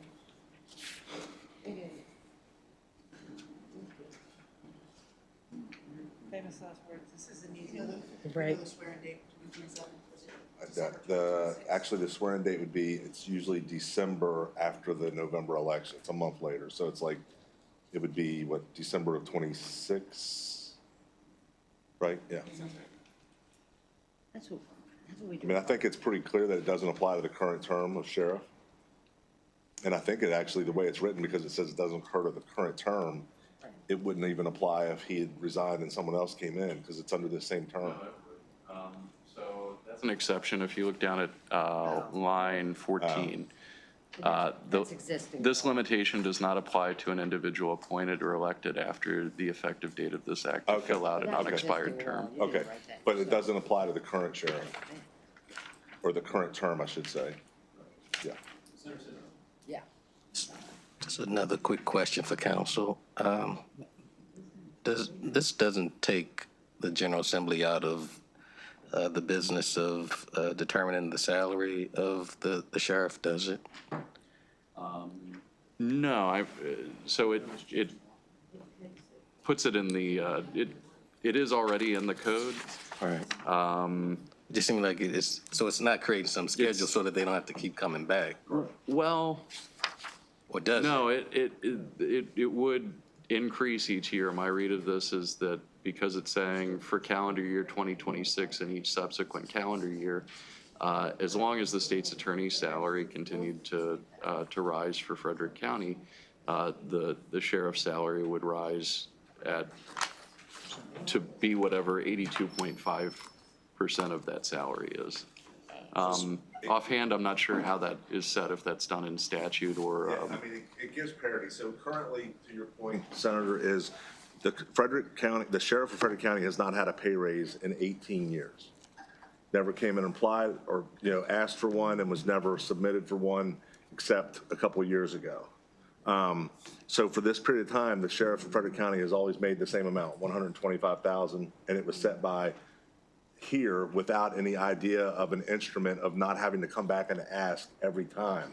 So what agencies, what counties are doing is, instead of tying it to a fixed number and having to come back, they're tying it to an associated or a relative comparable duty responsibility at a fraction of that rate, so that it gets voted on and we don't have to come back and revote this on a local matter in the state general assembly, because it's a local matter, honestly. It's not a, it's, Yeah, if you don't want to, but you still retain control. but we still, but the You count, could right, change it anytime you want. right. You could pull it back if you wanted to. That's in the law. But So, is this particular escalator or this percentage, is this done anywhere else in the state? So there's 80s, and there's 25s, and there's lieutenant colonel state police scale salary. This But one- I'm looking at this, but the state's attorney? Yes, there Harford is. County does it. Harford County they Then it- pay their sheriff based on this, They peg it to another salary, and it's the state's attorneys, I believe. and we didn't what's the work percentage first. of it? We weren't the first, that we followed other counties. So some were 80 and some were 85, and we came in the middle at 82.5 as a compromise with our bipartisan delegation. Okay, I guess I don't look at, so somebody with a law degree, the sheriff who may not have a law degree is getting 82%. 0.5%. Okay. I mean, any sheriff in any county is the chief law enforcement official in that county, and that's Harford County quite a is the only responsibility. Okay, thank you. Yeah, no, but in Harford. Charles County, stuff like that it is. Yeah, but like in Harford County, that. Yeah. I mean, Frederick County Sheriff is full service. Yeah. Our sheriff is the law of the county. Thank you, Mr. Chair. Sorry to belabor this point, I'm just not tracking. If under Section 2, it may not be construed to extend to the salary or compensation of the current sheriff, then why do we have something that talks about calendar year 2025 and calendar year 2026? That seems very confusing to me. I think this is strange drafting. The only basis that I can think of where that would come into play is if there were a new sheriff that was either appointed or elected through a special election. I don't even know if that's on the table for Frederick, for their sheriff. But if somebody new came in to fill out the term of the current sheriff, then that's where that 187,313 for 2025 would kick in.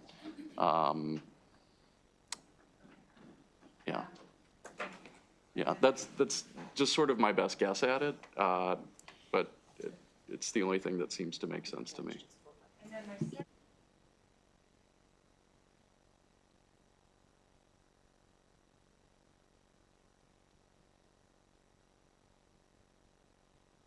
State's attorney for Frederick County during the term of the office of the sheriff may not apply to the incumbent sheriff. So am I reading this correctly, that if the current sheriff runs again, he's the incumbent sheriff, so none of this applies to him? I'm not understanding that language.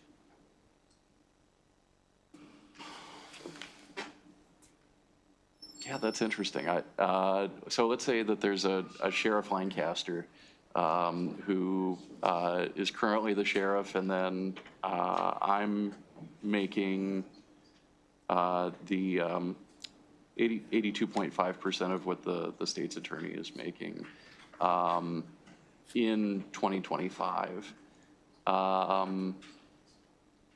If I run and win again, am I still the incumbent sheriff and therefore prohibited from continuing to track with that state's attorney, and would it follow? I'm not entirely sure, Senator. Okay. Can we get some clarity on that before we move this bill? Because I'm very confused. I'm done. Thank you. Yeah, just point of personal privilege. I'm going to remind us all that this is a local bill, and as a local bill, we want to offer local courtesy. And if they're happy with it, the way they turned in, it only affects them. I don't want to go too far with holding this up for anything else for them.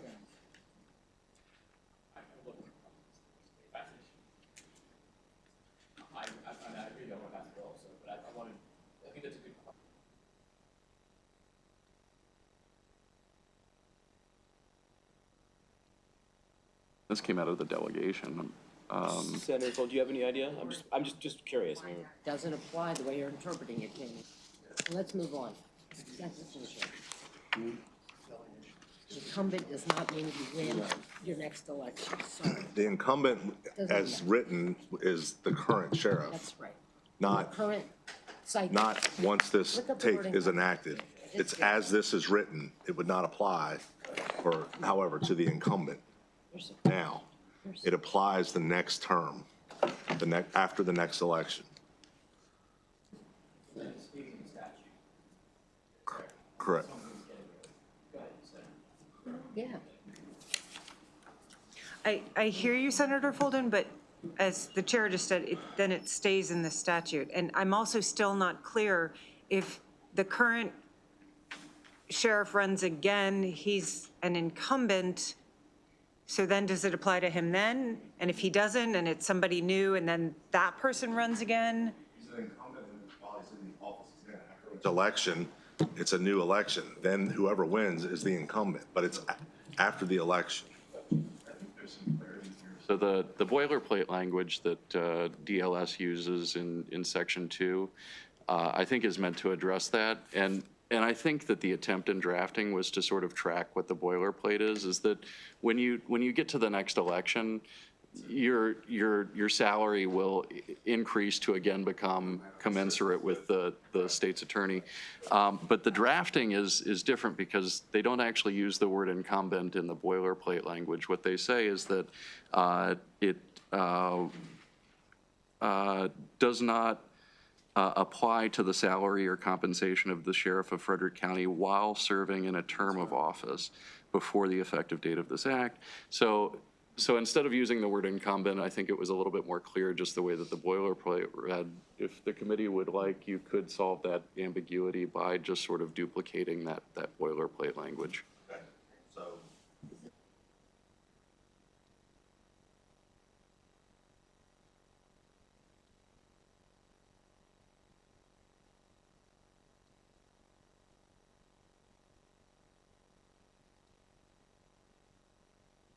is everyone okay adopting the amendment? Yeah. Okay.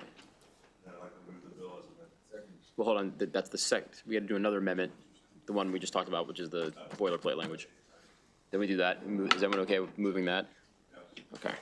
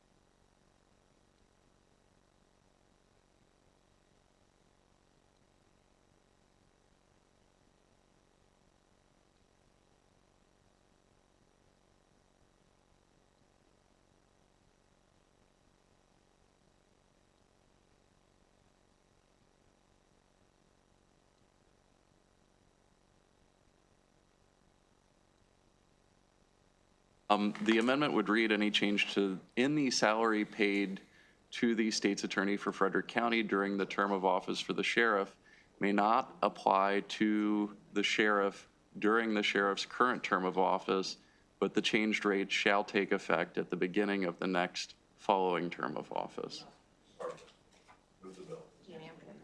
Yep.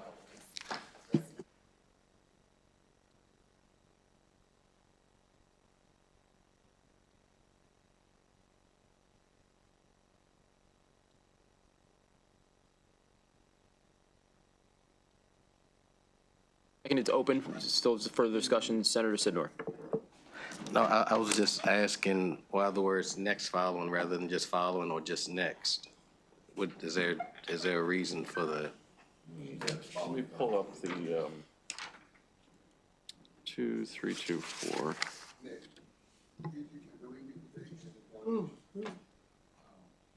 Mike's not gonna be back yet. No, don't give me the idea.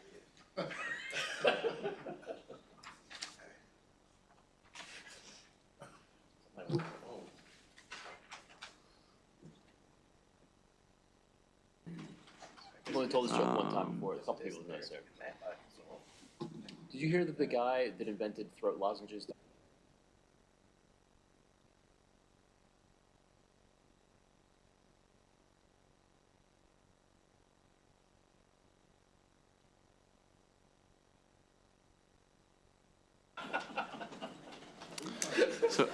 So Senator, I was just looking through the code, and I actually pulled up Baltimore County, where I was kind of hoping that I would also see the language too, but I didn't. But I did see an editor's note, and DLS had noted that their language was, just pulling it out, the provisions of this act concerning the salary or compensation of the Sheriff of Baltimore County shall take effect at the beginning of the next following term of office. So it seems to be language that's just boilerplate and consistent.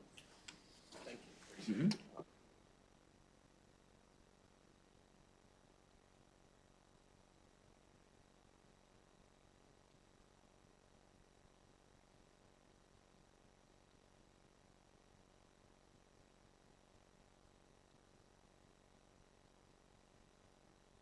Two six passes 10-1 with the amendments.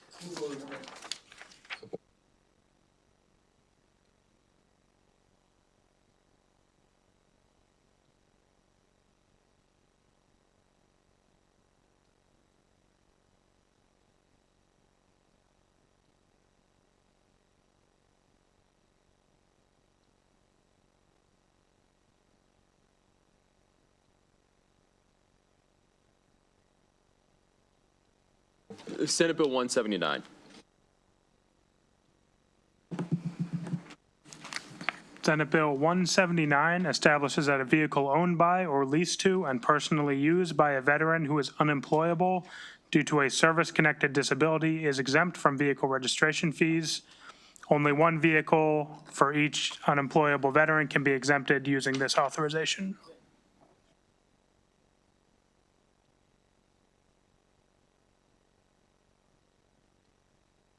Do it.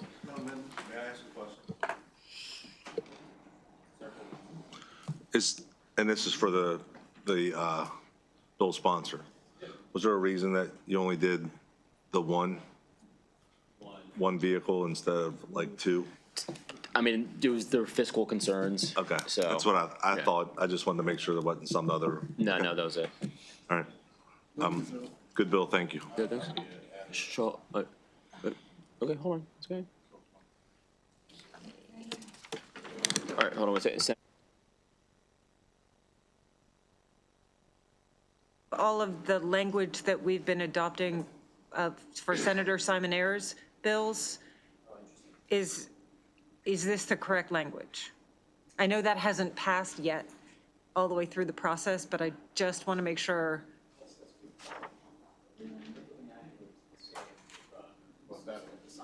Veteran, yeah. Yeah, so uses the term veteran, which is a term that the definition, I think, from Senator Simon and his bills is being slightly modified to include, I think, was it NOAA and PHS? So there is an interaction, but I believe the terminology is still the correct word to use.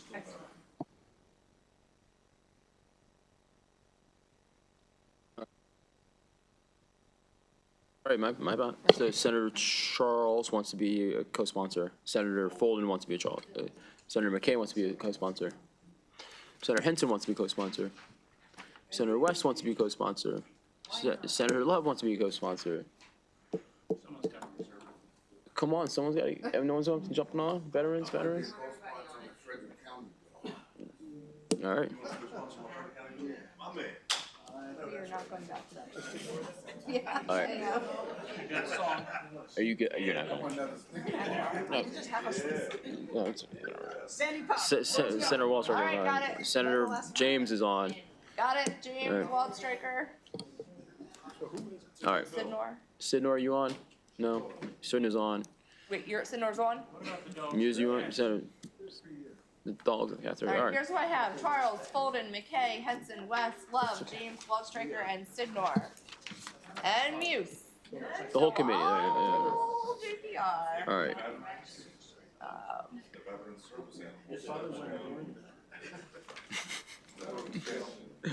All right. Senate Bill 179, is everyone okay with being recorded in the affirmative? All right. Senate Bill 179 passes unanimously with the amendments.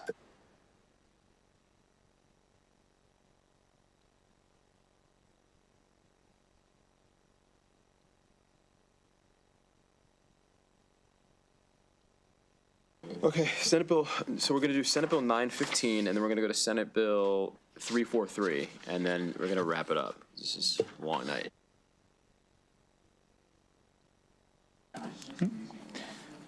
Senate Bill 915, as drafted, specifies that a person may not violate the Maryland vehicle laws while driving on a private roadway in a residential subdivision in Baltimore County, and authorizes police officers to enforce the vehicle laws in those scenarios. There is an amendment in your packet from the delegation, which is number 763129/1. The amendment limits the application of the bill to Queen Anne Village and Owings Mill in Baltimore County, and the bill would sunset after 3 years, and a report would be required from the Baltimore County Police Department.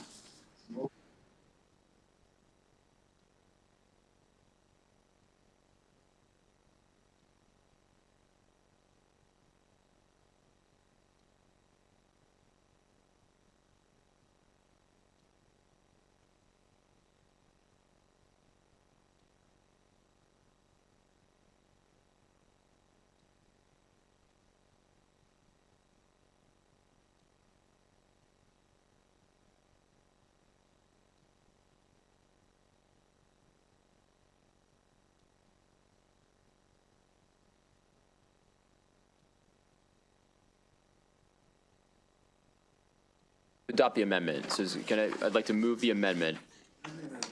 Okay, second. Now the bill's before you as amended.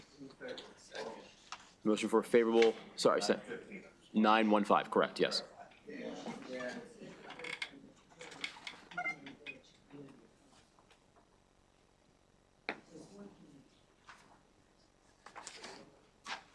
What do you all, what's your pleasure?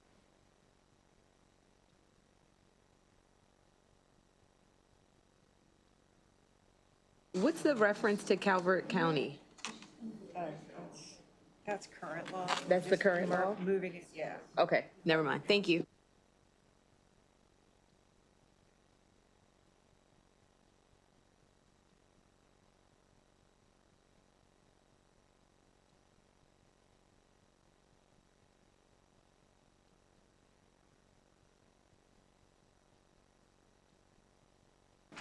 Currently, it's only in Calvert County. The vehicle laws apply in these situations that police can enforce it.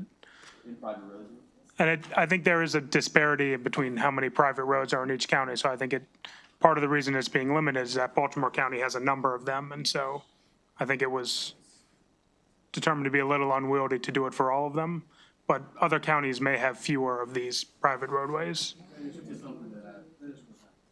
No,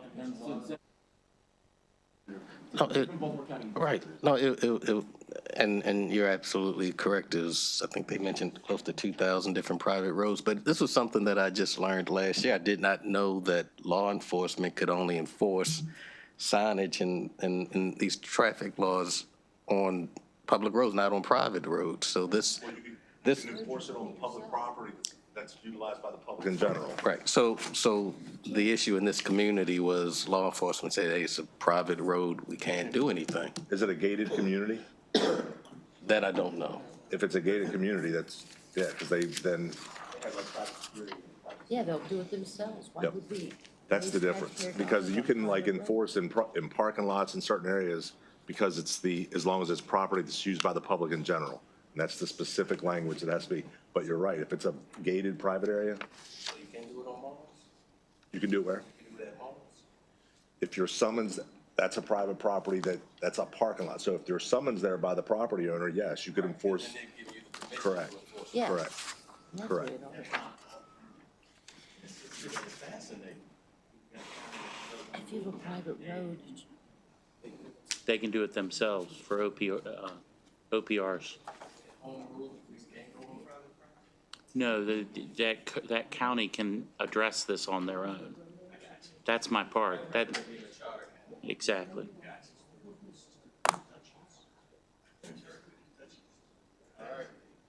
Now the amended bill before you. Two Baltimore counties say move favorable. It's been seconded. Is everyone okay being recorded? So is that okay, or?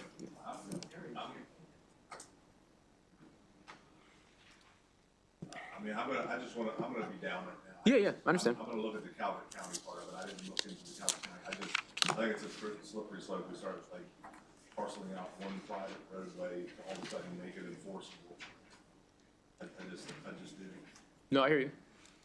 It's like the golf carts. Exactly like the golf. That's what I wanted to look at, because Calvert County. Yeah. I remember like Chrisfield made a separate law. Yeah. So that they could have, because it's a dead-end community, only one way in, one way out. They made a special provision for golf carts. So that's why I wanted to see if this Calvert County.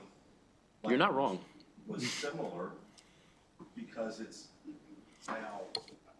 That's how Josh stated the point, though, the golf cart, we took the golf carts away. Josh, do you have the language on what Calvert County's private roadways were before, the number of them, or anything like that? I don't know the statistics. I mean, the authorization that they have is in the bill, but I don't know the details of how it works on the ground. That's already in. Correct. All right, I'll just talk to Josh on sidebar, I won't look at it.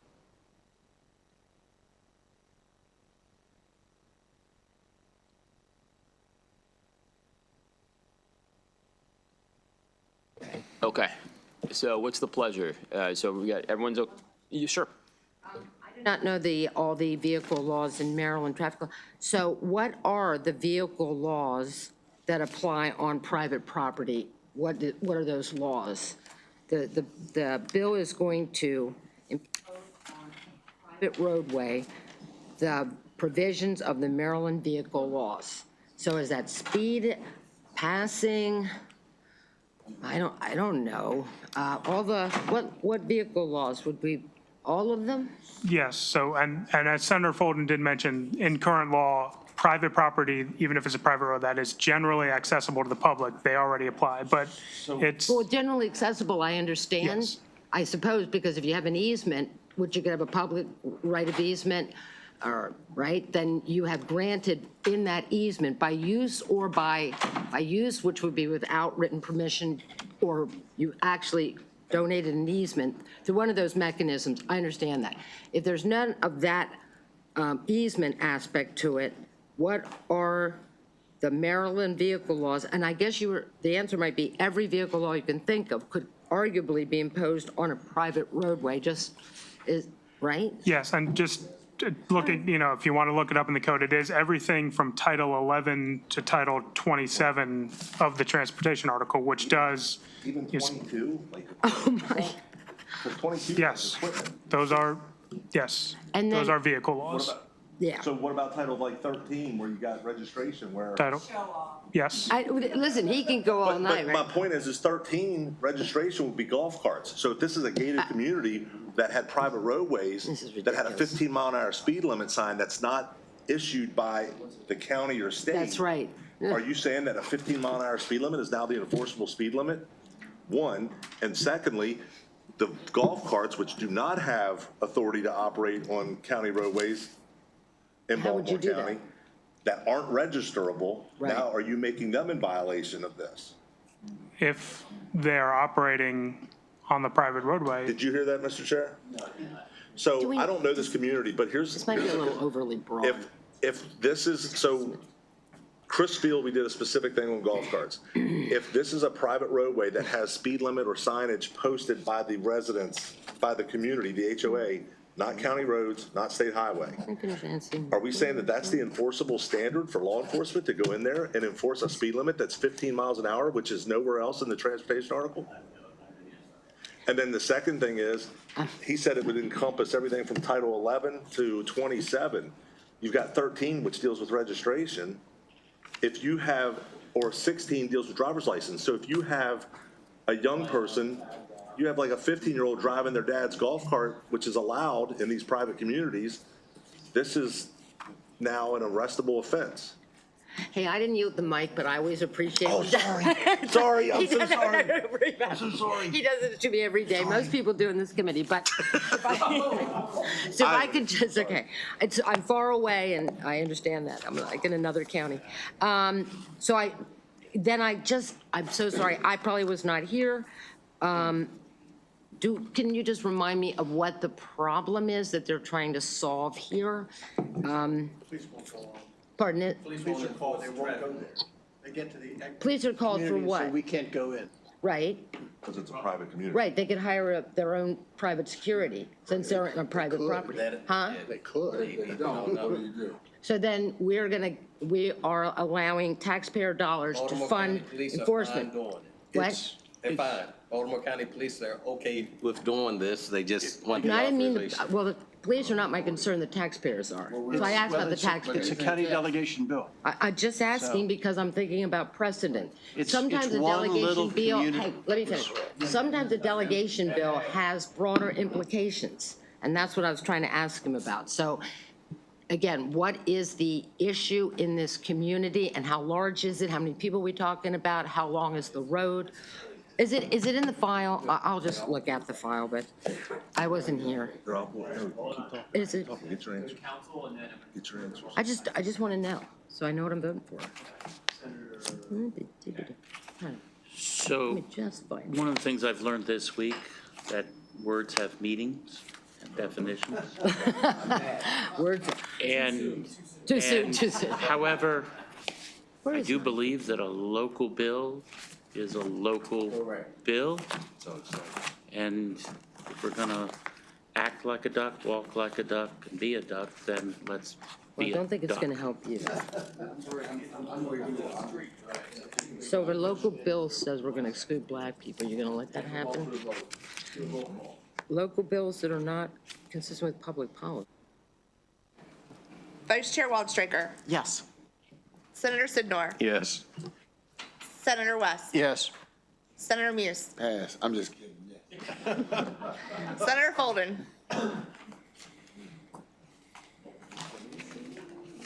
Local bill. It's not bad. Pass. Senator James, You know, I don't want to say whether it's here or not. I just have no familiarity with this, so I'm just going to pass until I can read this file real quick. Here's this. Look. Senator Henson. Yes. Senator Love, Yes. Senator McKay, Yes. Senator Charles, Yes. Senator Folden,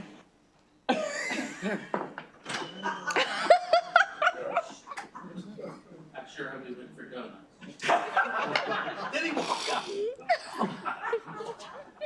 This is all.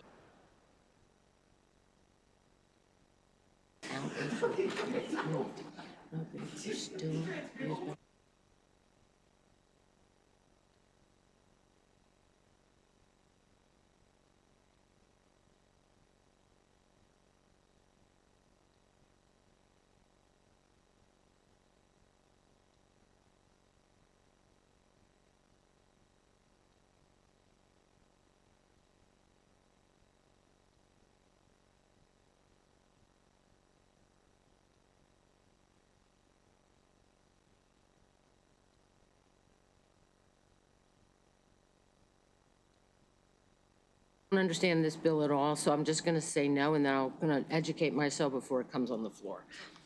Chairman Smith. Yes.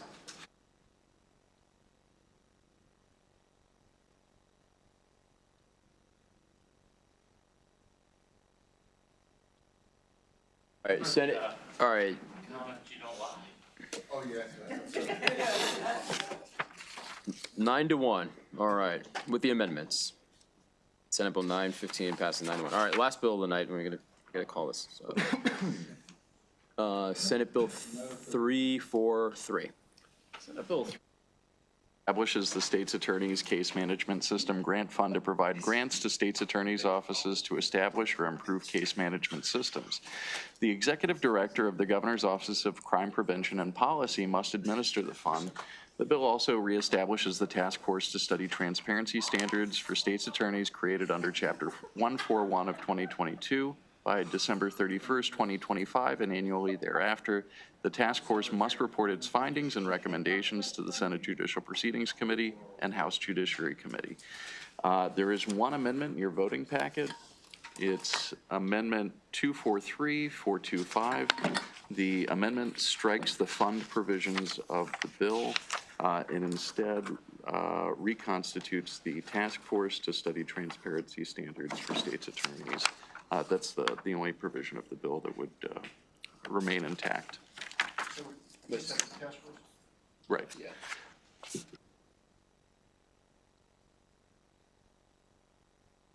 Did you want to, I mean, look, one of the biggest things, like, a lot of the state's attorneys, a lot of the bigger jurisdictions offices already kind of started in the nascent stages of implementing their systems and are quite good at doing this. So, but the one missing, like the X factor is funding, like sustainable funding, especially for the smaller jurisdictions as they start to develop these management systems.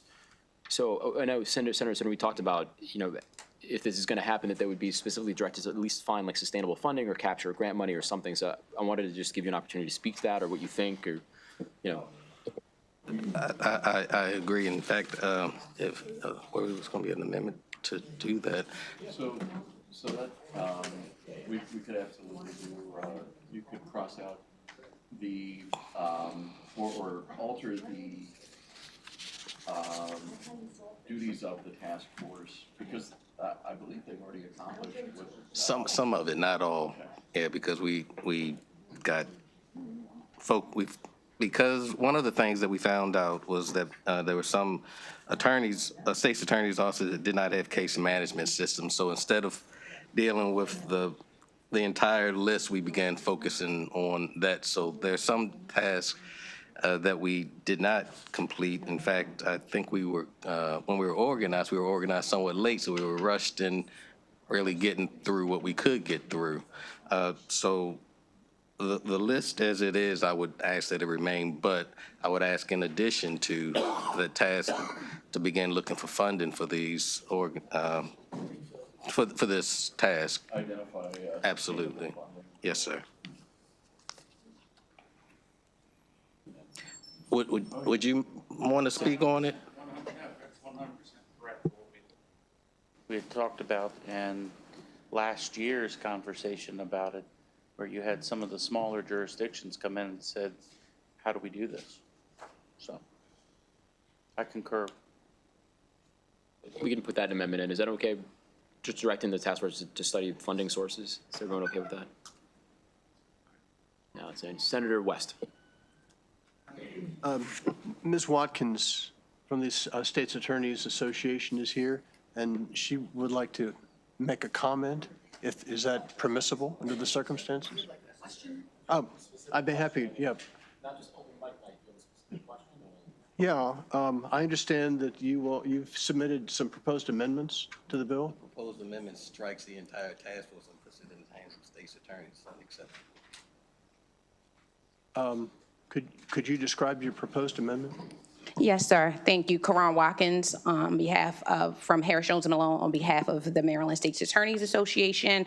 Our proposed amendments kind of flop it, not reconstituting the task force, but leaving the fund intact because of the 2023 recommendations that have not been implemented.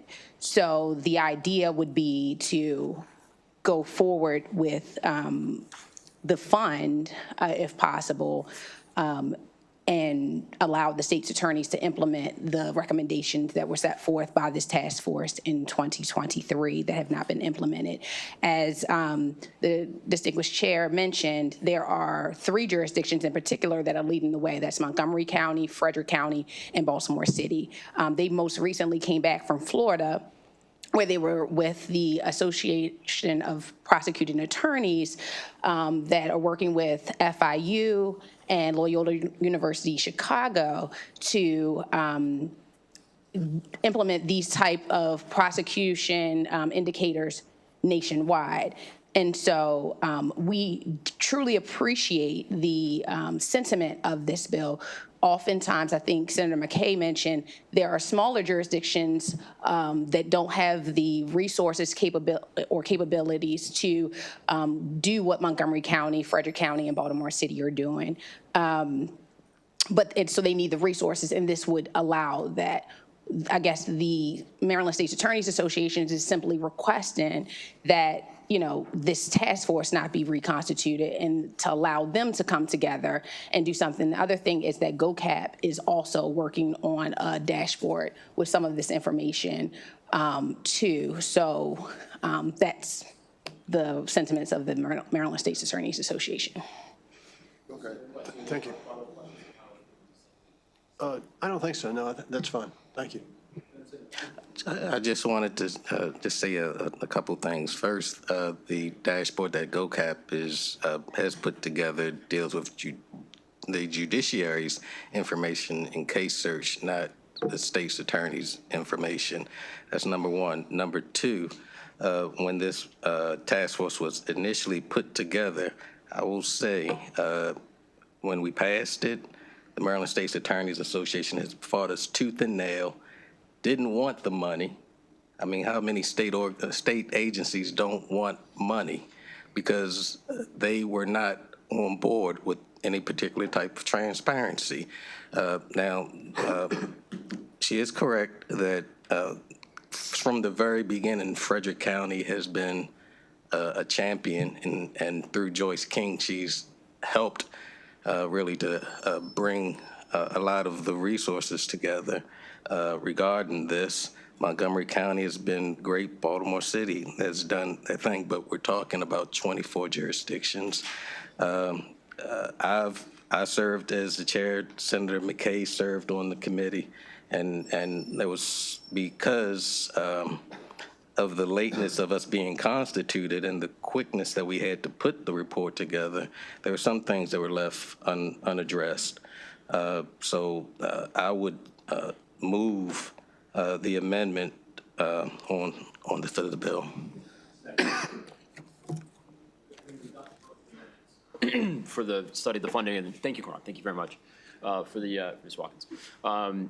And we've adopted the interlineated copy in front of you. So, just further discussion.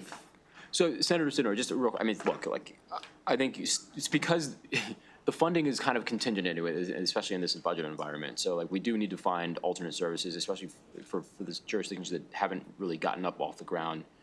I think there's a lot of work to be done in that regard. But so the task force did produce recommendations. Can you just speak a little bit more to why you think that there needs to be continued study on that? Again, for the record, we were given a very short window from the time that we were constituted. During the initial time that we were put together, we were, I would sidetrack might not be the right word, but our attention was drawn to the fact that we had state's attorneys' offices that did not have case management systems.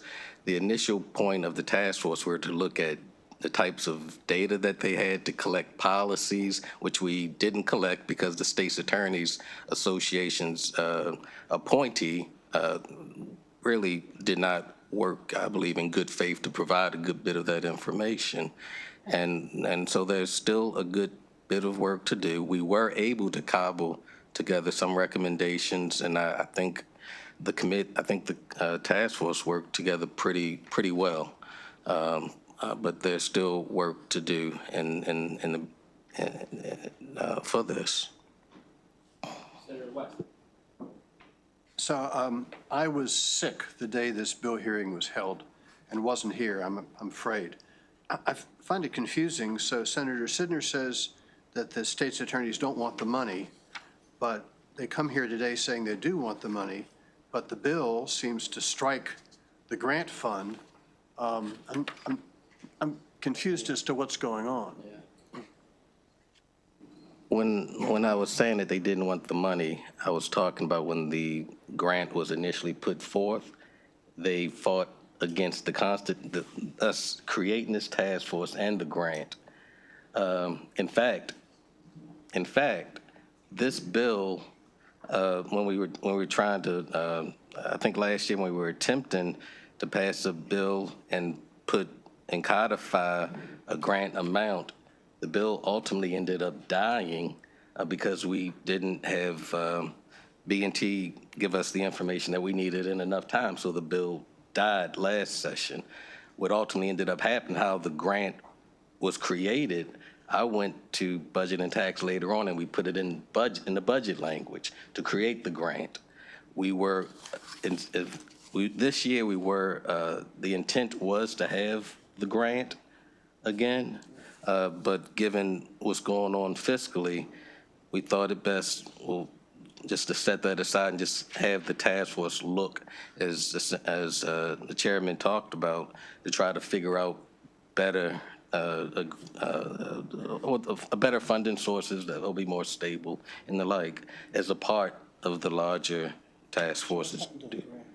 The grant, the RFPs, I think, or requests for proposals went out, I think it opened up on last month.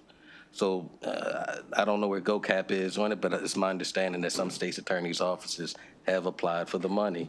The money was essentially for those state's attorney's offices that did not have case management systems. It provided a source of funding for that. It provided a source of funding for those who maybe needed to update their system. However, if you accepted this grant money, there were certain types of minimum data points that you had to ensure that your system would have in it. So you're saying we don't need the fund? That the money is being dispersed independently of a fund by GoCap? Today's fund does exist, and GoCap is running that. Okay. But again, because of what's going on with our current fiscal state, I would suspect that this year's grant will be the only one for some time until we can figure some other sources out, which is one of the things that we wanted to do. Okay, well, I just want to make sure that that the money that has been set aside is indeed going to be made available. Oh, yes, absolutely. Okay. It is. The fact that this proposed amendment deletes any mention deletes the formation of this grant fund won't eliminate the dispersal of that money. That shouldn't happen. What's that? My impression has been that it Right, it's already out. It's in last year's budget. It's already accounted for. Right. The money's already with GoCap. I guess my concern is that if we don't create the fund, it may be decided by people in the state budget that they can take that money and use it for other purposes, whereas if we were to include this fund here, then there would be a place to put the money and disperse from that place. I wouldn't want to lose the money, is what I'm saying. And if Right, that budget language is in the budget from last year. okay. So you're saying we really don't need the grant fund, that the money exists and can be dispersed independent of a grant fund? Okay. Right, it's there in the budget language. Budget language.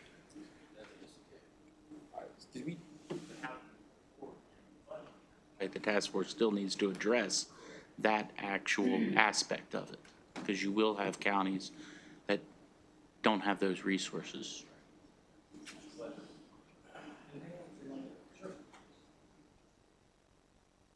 And for those larger jurisdictions that have systems like Montgomery County, Frederick County, and even Baltimore City, those who are working with Florida International University and others, they've been getting grant money to keep their systems going. Their concern is what happens once those universities leave. So the task of really trying to figure out additional funding sources is extremely important if we want them to continue having these systems.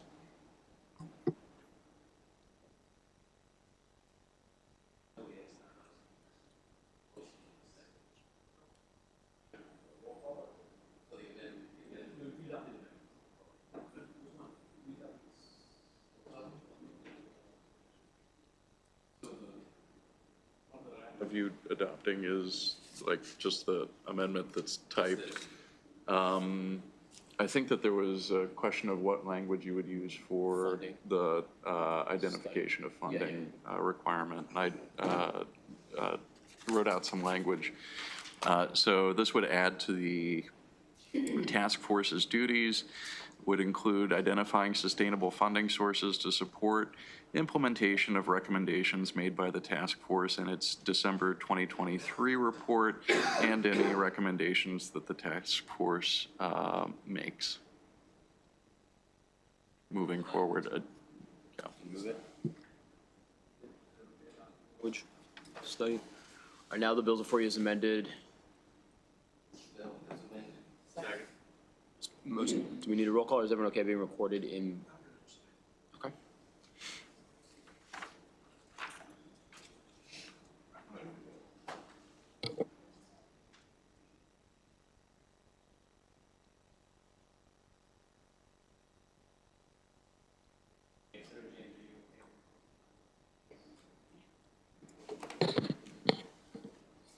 What is the final tally?